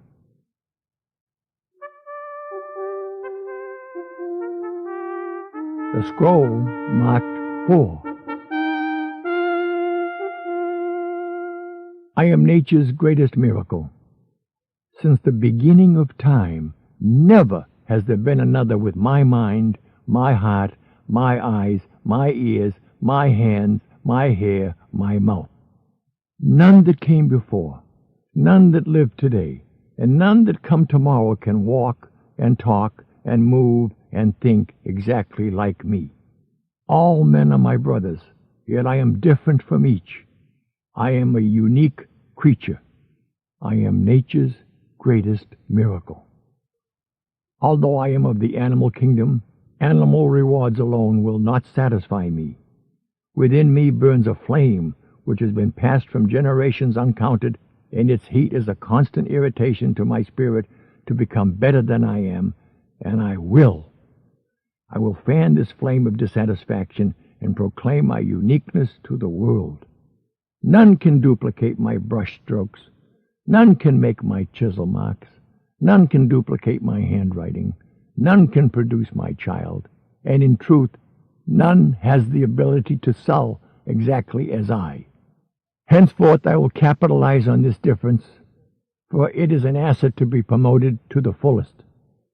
I am nature's greatest miracle. Vain attempts to imitate others no longer will I make. Instead will I place my uniqueness on display in the marketplace. I will proclaim it. Yea, I will sell it. I will begin now to accent my differences, hide my similarities. So too will I apply this principle to the goods I sell. Salesman in goods, different from all others, and proud of the difference. I am a unique creature of nature. I am rare, and there is value in all rarity. Therefore, I am valuable. I am the end product of thousands of years of evolution. Therefore, I am better equipped in both mind and body than all the emperors and wise men who preceded me. But my skills, my mind, my heart, and my body will stagnate, rot, and die, lest I put them to good use. I have unlimited potential. Only a small portion of my brain do I employ. Only a paltry amount of my muscles do I flex. 100-fold or more can I increase my accomplishments of yesterday, and this I will do, beginning today. Nevermore will I be satisfied with yesterday's accomplishments, nor will I indulge any more in self-praise for deeds which in reality are too small to even acknowledge. I can accomplish far more than I have, and I will. For why should the miracle which produced me end with my birth? Why can I not extend that miracle to my deeds of today? I am nature's greatest miracle. I am not on this earth by chance. I am here for a purpose, and that purpose is to grow into a mountain, not to shrink to a grain of sand. Henceforth will I apply all my efforts to become the highest mountain of all, and I will strain my potential until it cries for mercy. I will increase my knowledge of mankind, myself, and the goods I sell. Thus my sales will multiply. I will practice and improve and polish the words I utter to sell my goods, for this is the foundation on which I will build my career, and never will I forget that many have attained great wealth and success with only one sales talk delivered with excellence. Also will I seek constantly to improve my manners and graces, for they are the sugar to which all are attracted. I am nature's greatest miracle. I will concentrate my energy on the challenge of the moment, and my actions will help me forget all else. The problems of my home will be left in my home. I will think not of my family when I am in the marketplace, for this will cloud my thoughts. So too will the problems of the marketplace be left in the marketplace, and I will think not of my profession when I am in my home, for this will dampen my love. There is no room in the marketplace for my family, nor is there room in my home for the market. Each I will divorce from the other, and thus will I remain wedded to both. Separate must they remain, or my career will die. This is a paradox of the ages. I am nature's greatest miracle. I have been given eyes to see and a mind to think, and now I know a great secret of life, for I perceive at last that all my problems, discouragements, and heartaches are in truth great opportunities in disguise. I will no longer be fooled by the garments they wear, for mine eyes are open. I will look beyond the cloth, and I will not be deceived. I am nature's greatest miracle. No beast, no plant, no wind, no rain, no rock, no lake had the same beginning as I, for I was conceived in love and brought forth with a purpose. In the past, I have not considered this fact, but it will henceforth shape and guide my life. I am nature's greatest miracle. And nature knows not defeat. Eventually she emerges victorious, and so will I. And with each victory, the next struggle becomes less difficult. I will win, and I will become a great salesman, for I am unique. I am nature's greatest miracle.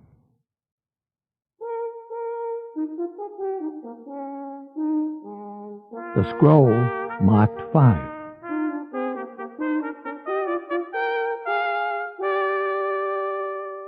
I will live this day as if it is my last. And what shall I do with this last precious day which remains in my keeping? First, I will seal up its container of life so that not one drop spills itself upon the sand. I will waste not a moment mourning yesterday's misfortunes, yesterday's defeats, yesterday's aches of the heart, for why should I throw good after bad? Can sand flow upward in the hourglass? Will the sun rise where it sets and set where it rises? Can I relive the errors of yesterday and right them? Can I call back yesterday's wounds and make them whole? Can I become younger than yesterday? Can I take back the evil that was spoken, the blows that were struck, the pain that was caused? No! Yesterday is buried forever, and I will think of it no more. I will live this day as if it is my last. And what then shall I do? Forgetting yesterday, neither will I think of tomorrow. Why should I throw now after maybe? Can tomorrow's sand flow through the glass before today's? Will the sun rise twice this morning? Can I perform tomorrow's deeds while standing in today's path? Can I place tomorrow's gold in today's purse? Can tomorrow's child be born today? Can tomorrow's death cast its shadow backward and darken today's joy?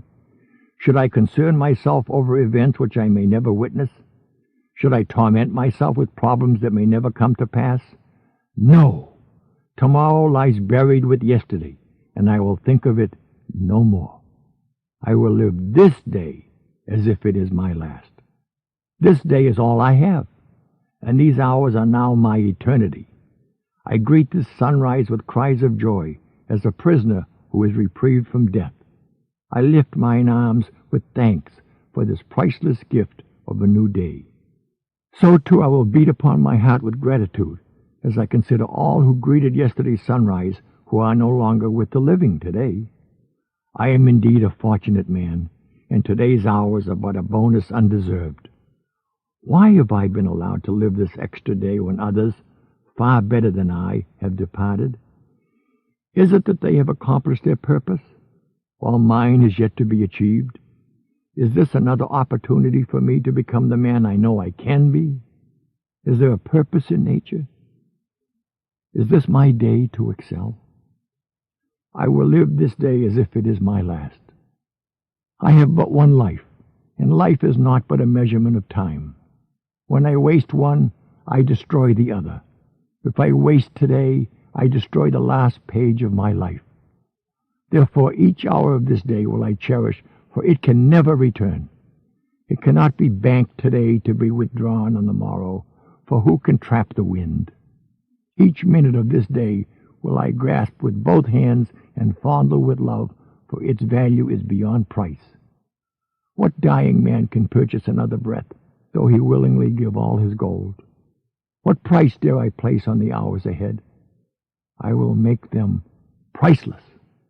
I will live this day as if it is my last. I will avoid with fury the killers of time. Procrastination I will destroy with action. Doubt I will bury under faith. Fear I will dismember with confidence. Where there are idle mouths I will listen not. Where there are idle hands I will linger not. Where there are idle bodies I will visit not. Henceforth I know that to court idleness is to steal food, clothing, and warmth from those I love. I am not a thief. I am a man of love, and today is my last chance to prove my love and my greatness. I will live this day as if it is my last. The duties of today I shall fulfill today. Today I shall fondle my children while they are young. Tomorrow they will be gone, and so will I. Today I shall embrace my woman with sweet kisses. Tomorrow she will be gone, and so will I. Today I shall lift up a friend in need. Tomorrow he will no longer cry for help, nor will I hear his cries. Today I shall give myself in sacrifice and work. Tomorrow I will have nothing to give, and there will be none to receive. I will live this day as if it is my last. And if it is my last, it will be my greatest monument. This day I will make the best day of my life. This day I will drink every minute to its full. I will savor its taste and give thanks. I will make it every hour count, and each minute I will trade only for something of value. I will labor harder than ever before, and push my muscles until they cry for relief. And then I will continue. I will make more calls than ever before. I will sell more goods than ever before. I will earn more gold than ever before. Each minute of today will be more fruitful than hours of yesterday. My last must be my best. I will live this day as if it is my last. And if it is not, I shall fall to my knees and give thanks.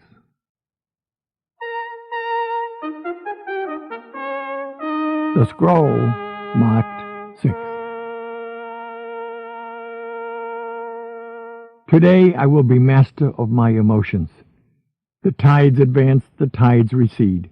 Winter goes and summer comes.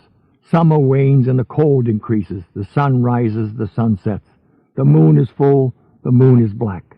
The birds arrive, the birds depart. Flowers bloom, flowers fade. Seeds are sown, harvests are reaped. All nature is a circle of moods, and I am a part of nature, and so, like the tides, my moods will rise, my moods will fall. Today, I will be master of my emotions.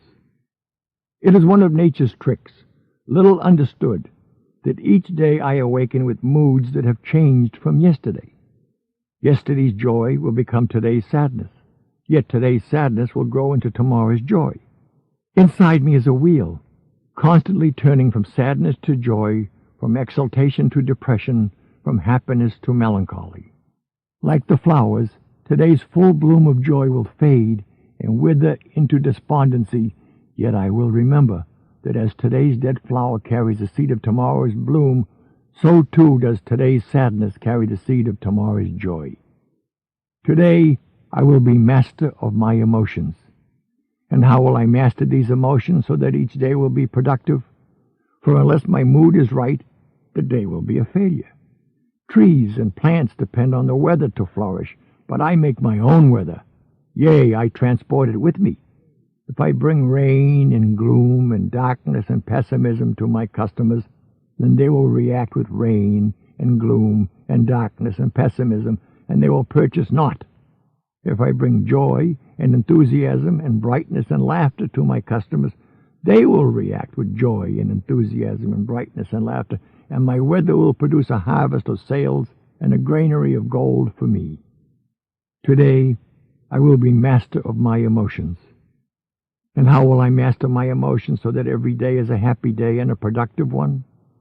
I will learn this secret of the ages. Weak is he who permits his thoughts to control his actions. Strong is he who forces his actions to control his thoughts.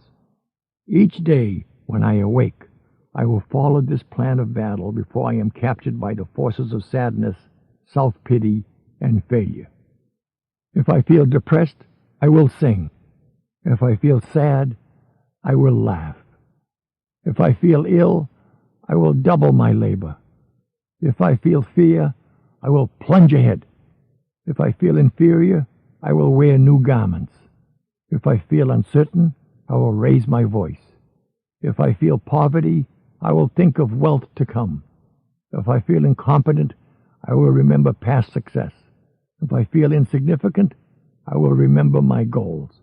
Today, I will be master of my emotions.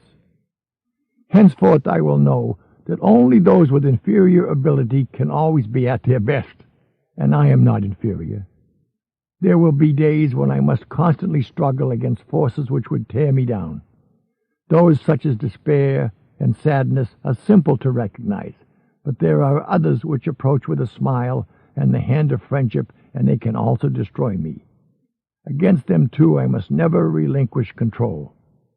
If I become overconfident, I will recall my failures. If I overindulge, I will think of past hungers. If I feel complacency, I will remember my competition. If I enjoy moments of greatness, I will remember moments of shame. If I feel all-powerful, I will try to stop the wind. If I attain great wealth, I will remember one unfed mouth. If I become overly proud, I will remember a moment of weakness. If I feel my skill is unmatched, I will look at the stars. Today, I will be master of my emotions. And with this new knowledge, I will also understand and recognize the moods of he on whom I call. I will make allowances for his anger and irritation of today, for he knows not the secret of controlling his mind.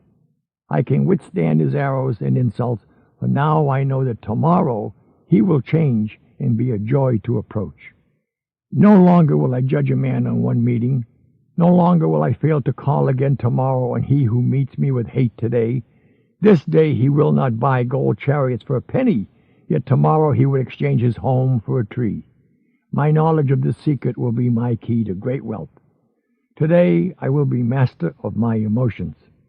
Henceforth I will recognize and identify the mystery of moods in all mankind and in me. From this moment I am prepared to control whatever personality awakes in me each day. I will master my moods through positive action, and when I master my moods, I will control my destiny. Today I control my destiny, and my destiny is to become the greatest salesman in the world. I will become master of myself. I will become great.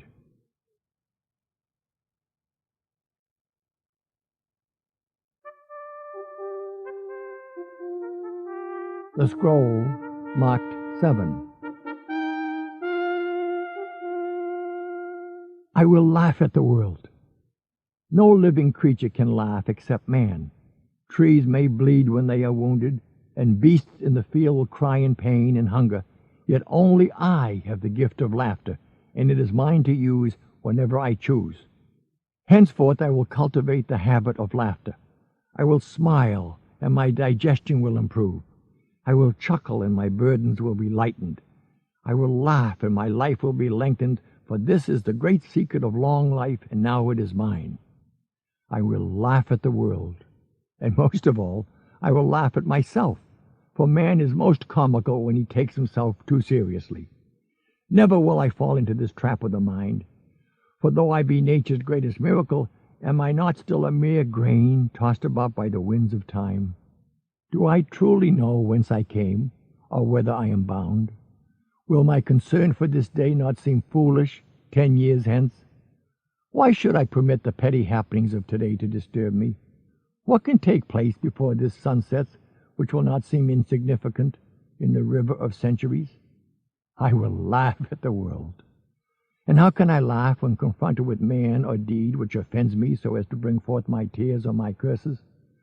4 words I will train myself to say until they become a habit so strong that immediately they will appear in my mind whenever good humor threatens to depart from me. These words, passed down from the ancients, will carry me through every adversity and maintain my life in balance. These 4 words are, "This too shall pass." I will laugh at the world, for all worldly things shall indeed pass. When I am heavy with heartache, I shall console myself that this too shall pass. And when I am puffed with success, I shall warn myself that this too shall pass. When I am strangled in poverty, I shall tell myself that this too shall pass. When I am burdened with wealth, I shall tell myself that this too shall pass. Yea, verily, where is he who built the pyramid? Is he not buried within its stone? And will the pyramid one day not also be buried under sand? If all things shall pass, why should I be of concern for today? I will laugh at the world. I will paint this day with laughter. I will frame this night in song. Never will I labor to be happy. Rather will I remain too busy to be sad. I will enjoy today's happiness today. It is not grain to be stored in a box. It is not wine to be saved in a jar. It cannot be saved for the morrow. It must be sown and reaped on the same day, and this I will do henceforth. I will laugh at the world. And with my laughter all things will be reduced to their proper size. I will laugh at my failures, and they will vanish in clouds of new dreams. I will laugh at my successes, and they will shrink to their true value. I will laugh at evil, and it will die untasted. I will laugh at goodness, and it will thrive and abound. Each day will be triumphant only when my smiles bring forth smiles from others, and this I do in selfishness, for those on whom I frown are those who purchase not my goods. I will laugh at the world. Henceforth will I shed only tears of sweat, for those of sadness or remorse or frustration are of no value in the marketplace, whilst each smile can be exchanged for gold, and each kind word spoken from my heart can build a castle. Never will I allow myself to become so important, so wise, so dignified, so powerful that I forget how to laugh at myself and my world. In this matter I will always remain as a child, for only as a child am I given the ability to look up to others, and so long as I look up to another, I will never grow too long for my bed. I will laugh at the world, and so long as I can laugh, never will I be poor. This, then, is one of nature's greatest gifts, and I will waste it no more. Only with laughter and happiness can I truly become a success. Only with laughter and happiness can I enjoy the fruits of my labor. Were it not so, far better would it be to fail, for happiness is the wine that sharpens the taste of the meal. To enjoy success, I must have happiness, and laughter will be the maiden who serves me. I will be happy. I will be successful. I will be the greatest salesman the world has ever known.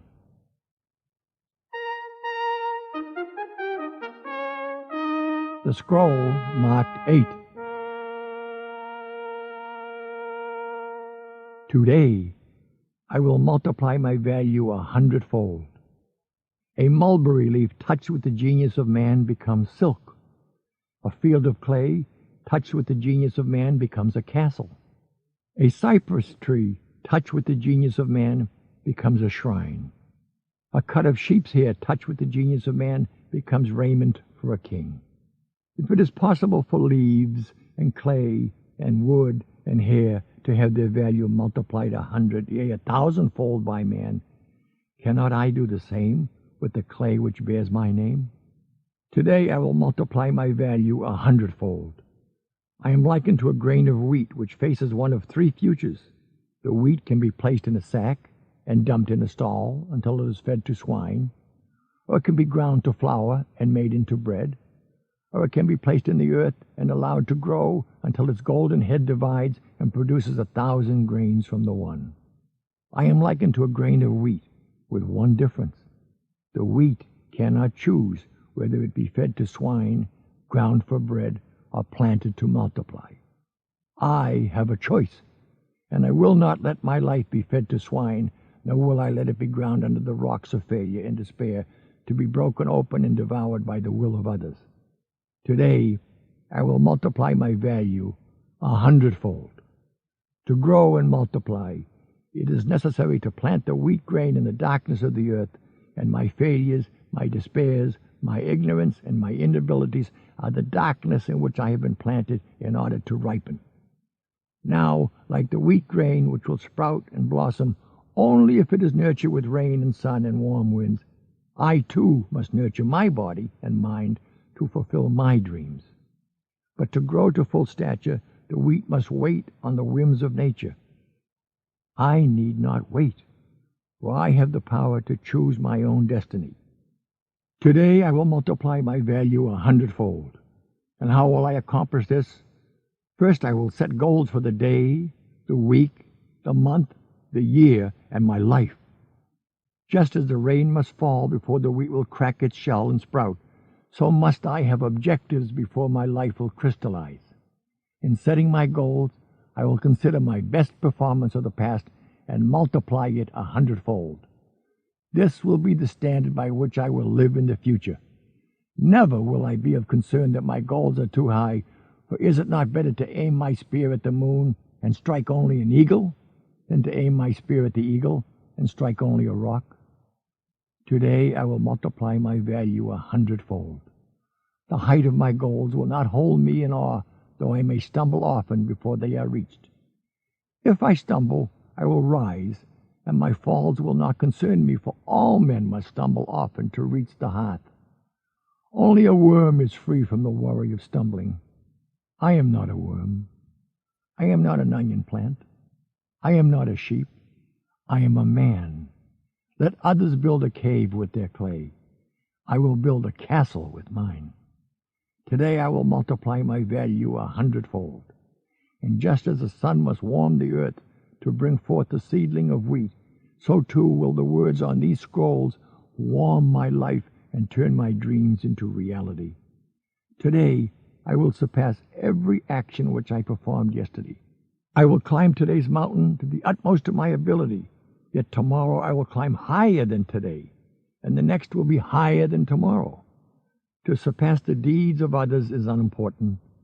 To surpass my own deeds is all. Today I will multiply my value 100-fold.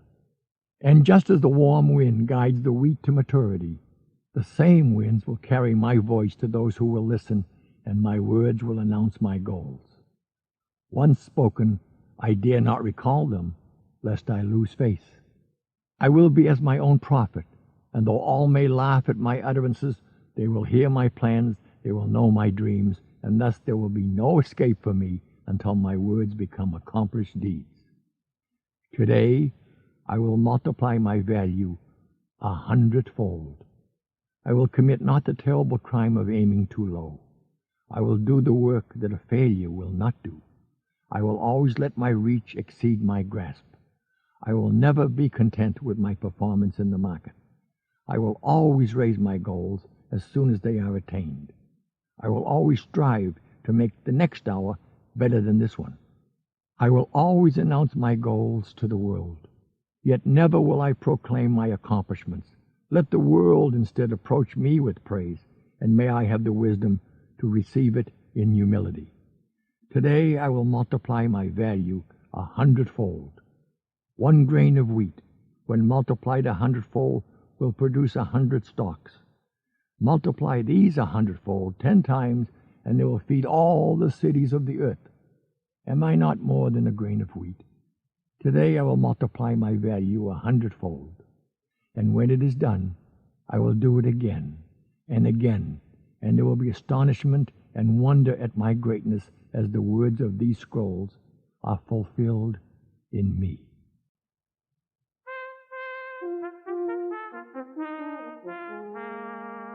The scroll marked 9. My dreams are worthless. My plans are dust.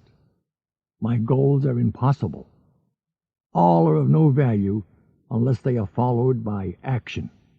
I will act now. Never has there been a map, however carefully executed to detail and scale, which carried its owner over even 1 inch of ground.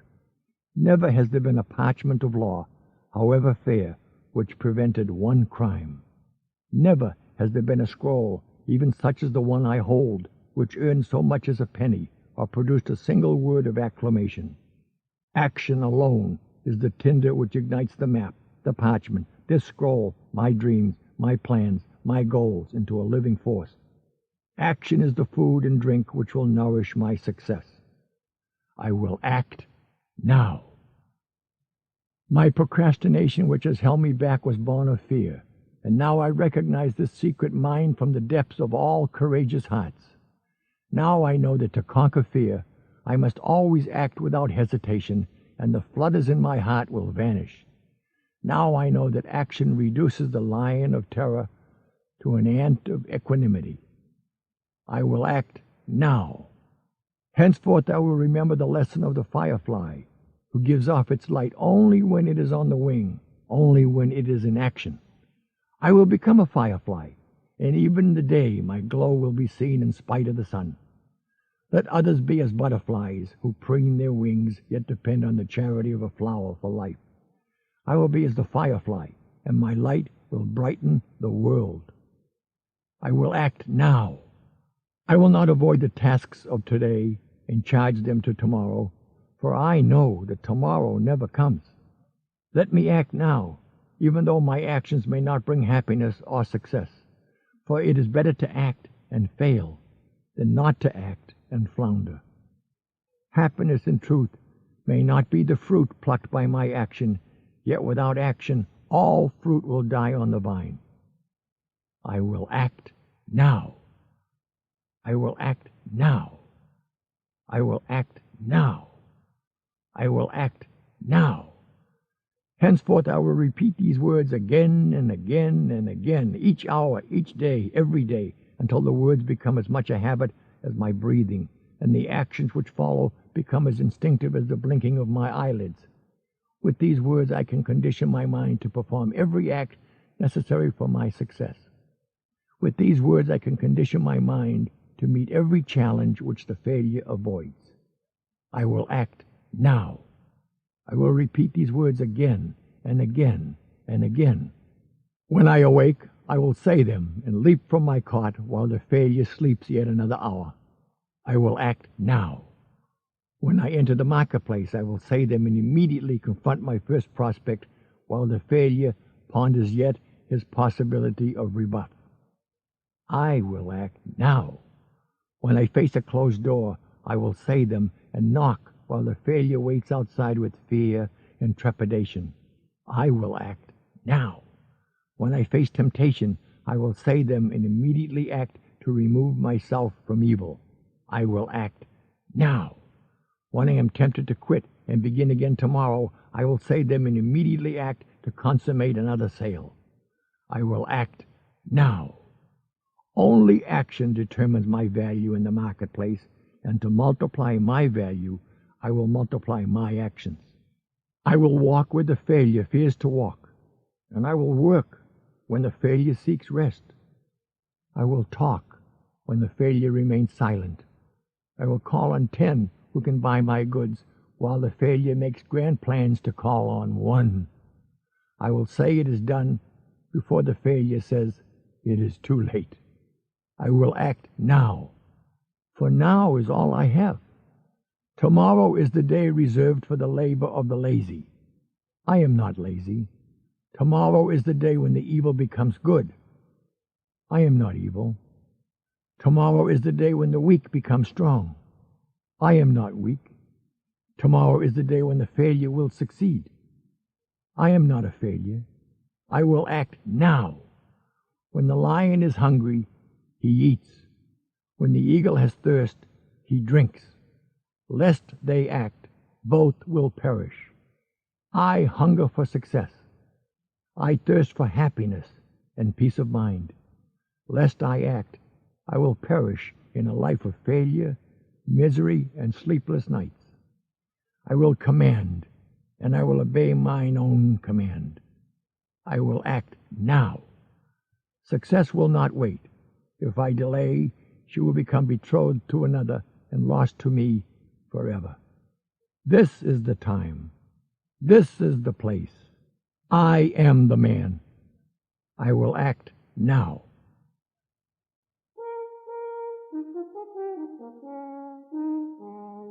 The scroll marked 10.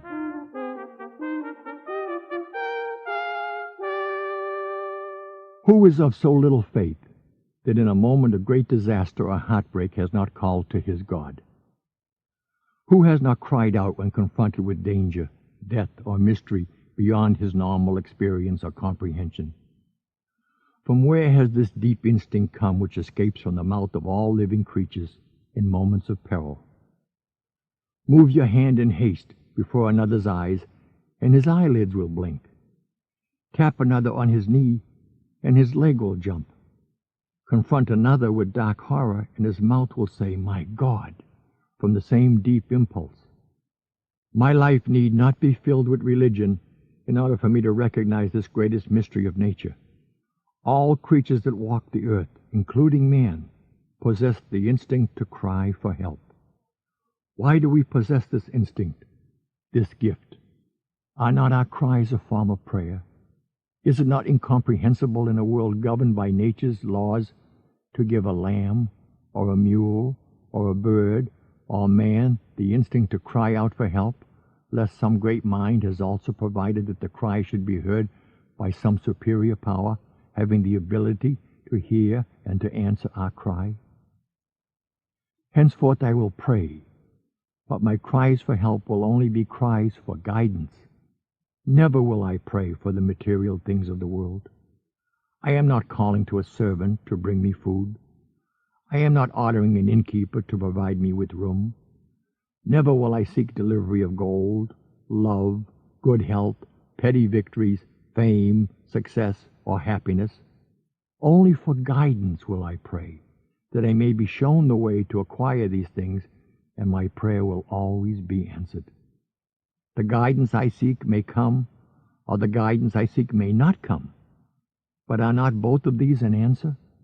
If a child seeks bread from his father, and it is not forthcoming, has not the father answered? I will pray for guidance, and I will pray as a salesman in this manner.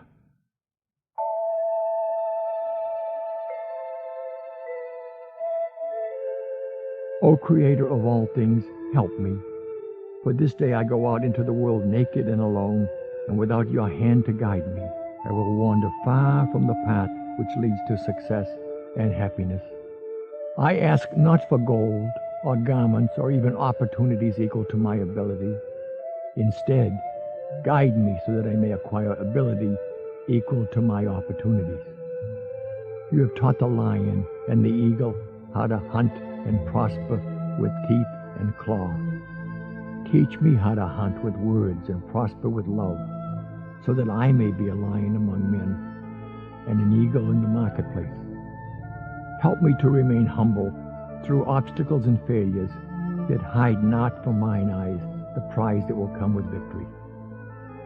Assign me tasks to which others have failed, yet guide me to pluck the seeds of success from their failures. Confront me with fears that will temper my spirit, yet endow me with courage to laugh at my misgivings. Spare me sufficient days to reach my goals, yet help me to live this day as though it be my last. Guide me in my words that they may bear fruit, yet silence me from gossip that none be malign. Discipline me in the habit of trying and trying again, yet show me the way to make use of the law of averages. Favor me with alertness to recognize opportunity, yet endow me with patience which will concentrate my strength. Bathe me in good habits, that the bad ones may drown, yet grant me compassion for weaknesses in others. Suffer me to know that all things shall pass, yet help me to count my blessings of today. Expose me to hate, so it not be a stranger, yet fill my cup with love, to turn strangers into friends. But all these things be only if thy will.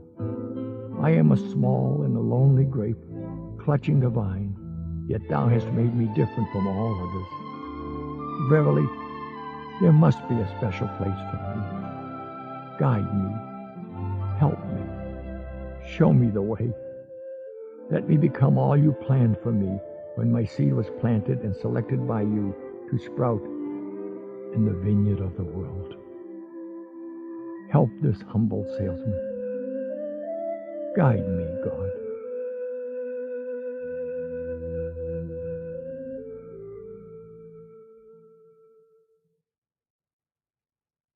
And so it came to pass that Hafed waited in his lonely palace for he who was to receive the scrolls. The old man, with only his trusted bookkeeper for a companion, watched the seasons come and go, and the infirmities of old age soon prevented him from doing little except sit quietly in his covered garden. He waited nearly 3 full years after the disposal of his worldly wealth and the disbanding of his trade empire. And then, from out of the desert to the east, there appeared a slight, limping figure of a stranger who entered Damascus and made straightway through the streets until he stood before the palace of Hafed. Erasmus, usually a model of courtesy and propriety, remained resolutely in the doorway as the caller repeated his request. "I would speak with thy master." The stranger's appearance was not one to inspire confidence. His sandals were ripped and mended with rope. His brown legs were cut and scratched and had sores in many places, and above them hung a loose and tattered camel's hair loincloth. The man's hair was snarled and long, and his eyes, red from the sun, seemed to burn from within. Erasmus held tightly to the door handle. "What is it thou seekest of my sire?" The stranger allowed his sack to fall from his shoulders and clenched both hands in prayer toward Erasmus. "Please, kind man, grant me an audience with thy master. I mean him no harm, nor seek I alms. Let him hear my words, and then I will go in haste if I offend him." Erasmus, still unsure, slowly opened the door and nodded toward the interior. Then he turned without looking back and walked swiftly toward the garden, with his visitor limping behind. In the garden, Hafed dozed, and Erasmus hesitated before his master. He coughed, and Hafed stirred. He coughed again, and the old man opened his eyes. "Forgive this disturbance, master, but there is a caller." Hafed, now awake, sat up and shifted his gaze to the stranger, who bowed and spoke. "Art thou he who has been called the greatest salesman in the world?" Hafed frowned but nodded. "I have been called that in years now gone. No longer is that crown on my old head. What seeketh thee of me?" The small visitor stood self-consciously before Hafed and rubbed his hands over his matted chest. He blinked his eyes in the soft light and replied, "I am called Saul, and I return now from Jerusalem to my birthplace in Tarsus. However, I beg you, let not my appearance deceive you. I am not a bandit from the wilderness, nor am I a beggar of the streets. I am a citizen of Tarsus, and also a citizen of Rome. My people are Pharisees of the Jewish tribe of Benjamin, and although I am a tent maker by trade, I have studied under the great Gamaliel. Some call me Paul." He swayed as he spoke, and Hafed, not fully awake until this moment, apologetically motioned for his visitor to sit.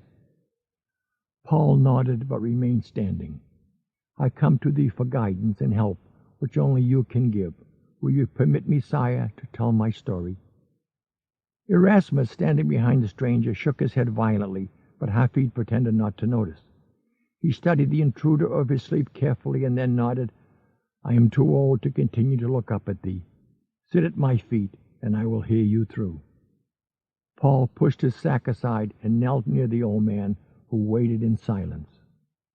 4 years ago, because the accumulated knowledge of too many years of study had blinded my heart to truth, I was the official witness to the stoning in Jerusalem of a holy man called Stephen. He had been condemned to death by the Jewish Sanhedrin for blasphemy against our God. Hafed interrupted with puzzlement in his voice. "I do not understand how I am connected with this activity." Paul raised his hand as if to calm the old man. "I will explain quickly. Stephen was a follower of a man called Jesus, who less than a year before the stoning of Stephen was crucified by the Romans for sedition against the state. Stephen's guilt was his insistence that Jesus was the Messiah, whose coming had been foretold by the Jewish prophets, and that the temple had conspired with Rome to murder this Son of God. This rebuke to those in authority could only be punishable with death, and as I have already told thee, I participated. Furthermore, with my fanaticism and youthful zeal, I was supplied with letters from the high priest of the temple and entrusted with the mission of journeying here to Damascus to search out every follower of Jesus and return them in chains to Jerusalem for punishment. This was, as I have said, 4 years ago." Erasmus glanced at Hafed and was startled, for there was a look in the old man's eyes which had not been seen by the faithful bookkeeper in many years. Only the splash of fountain water could be heard in the garden until Paul spoke once more. "Now, as I approached Damascus with murder in my heart, there was a sudden flash of light from the heavens. I remember not having been struck, but I found myself on the ground, and although I could not see, I could hear, and I heard a voice in my ear say, 'Saul, Saul, why do you persecute me?' I answered, 'Who are you?' And the voice replied, 'I am Jesus, whom you are persecuting. But rise and enter the city, and you will be told what to do.' I arose and was led by the hands of my companions into Damascus, and there I was not able to eat or drink for 3 days, while I remained in the house of a follower of the crucified one. Then I was visited by another called Ananias, who said he had been visited in a vision and told to come to me. Then he laid his hands upon my eyes, and I could see again. Then I ate, and I drank, and my strength returned. Hafed now leaned forward from his bench and inquired, "What then took place?"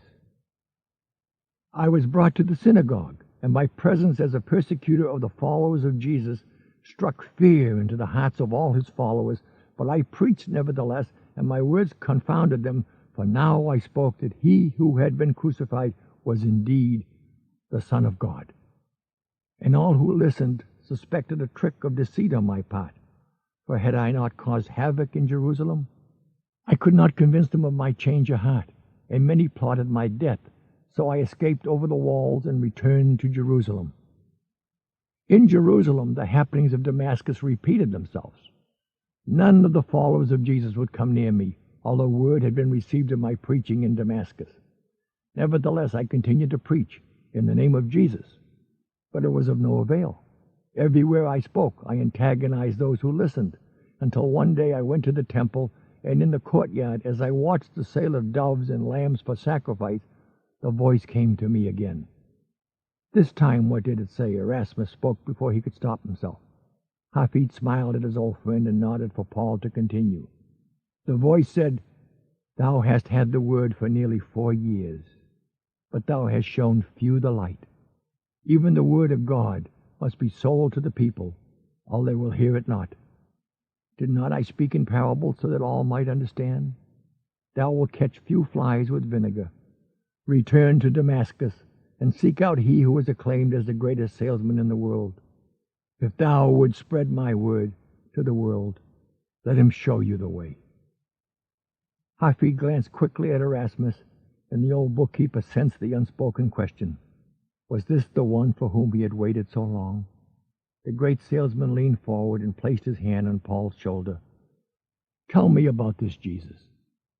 Paul, his voice now alive with new strength and volume, told of Jesus and his life. While the two listened, he spoke of the long Jewish wait for a Messiah who would come and unite them within a new and independent kingdom of happiness and peace. He told of John the Baptist and the arrival on the stage of history of one called Jesus. He told of the miracles performed by this man, his lectures to the crowds, his raising of the dead, his treatment of the money changers, and he told of the crucifixion, burial, and resurrection.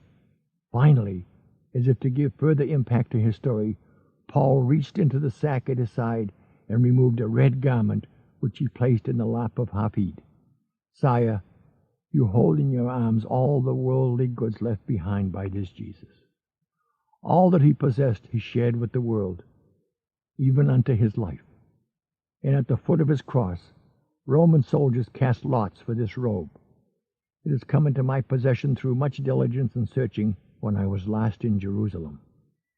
Hafed's face paled, and his hand shook as he turned the robe stained with blood. Erasmus, alarmed at his master's appearance, moved closer to the old man. Hafed continued to turn the garment until he found a small star sewn into the cloth, the mark of Tola, whose guild made the robe sold by Patros. Next to the star was a circle sewn within a square, the mark of Patros.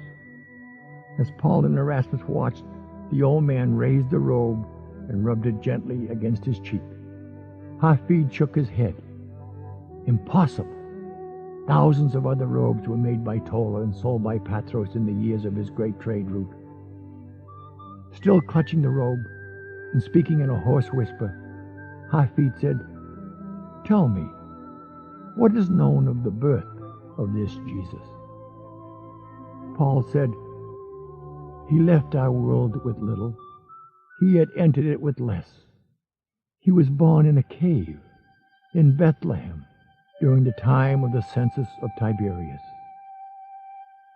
Hafed's smile seemed almost childish to the two men, and they looked on with puzzlement, for tears also flowed down his wrinkled cheeks.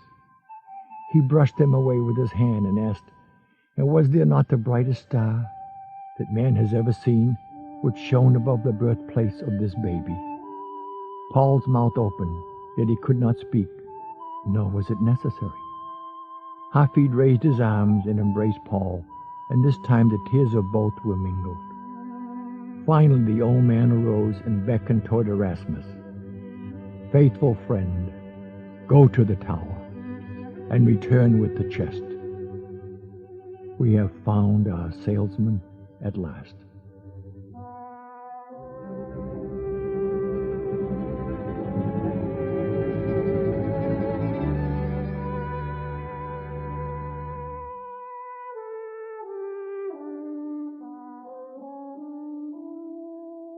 感谢您的收听。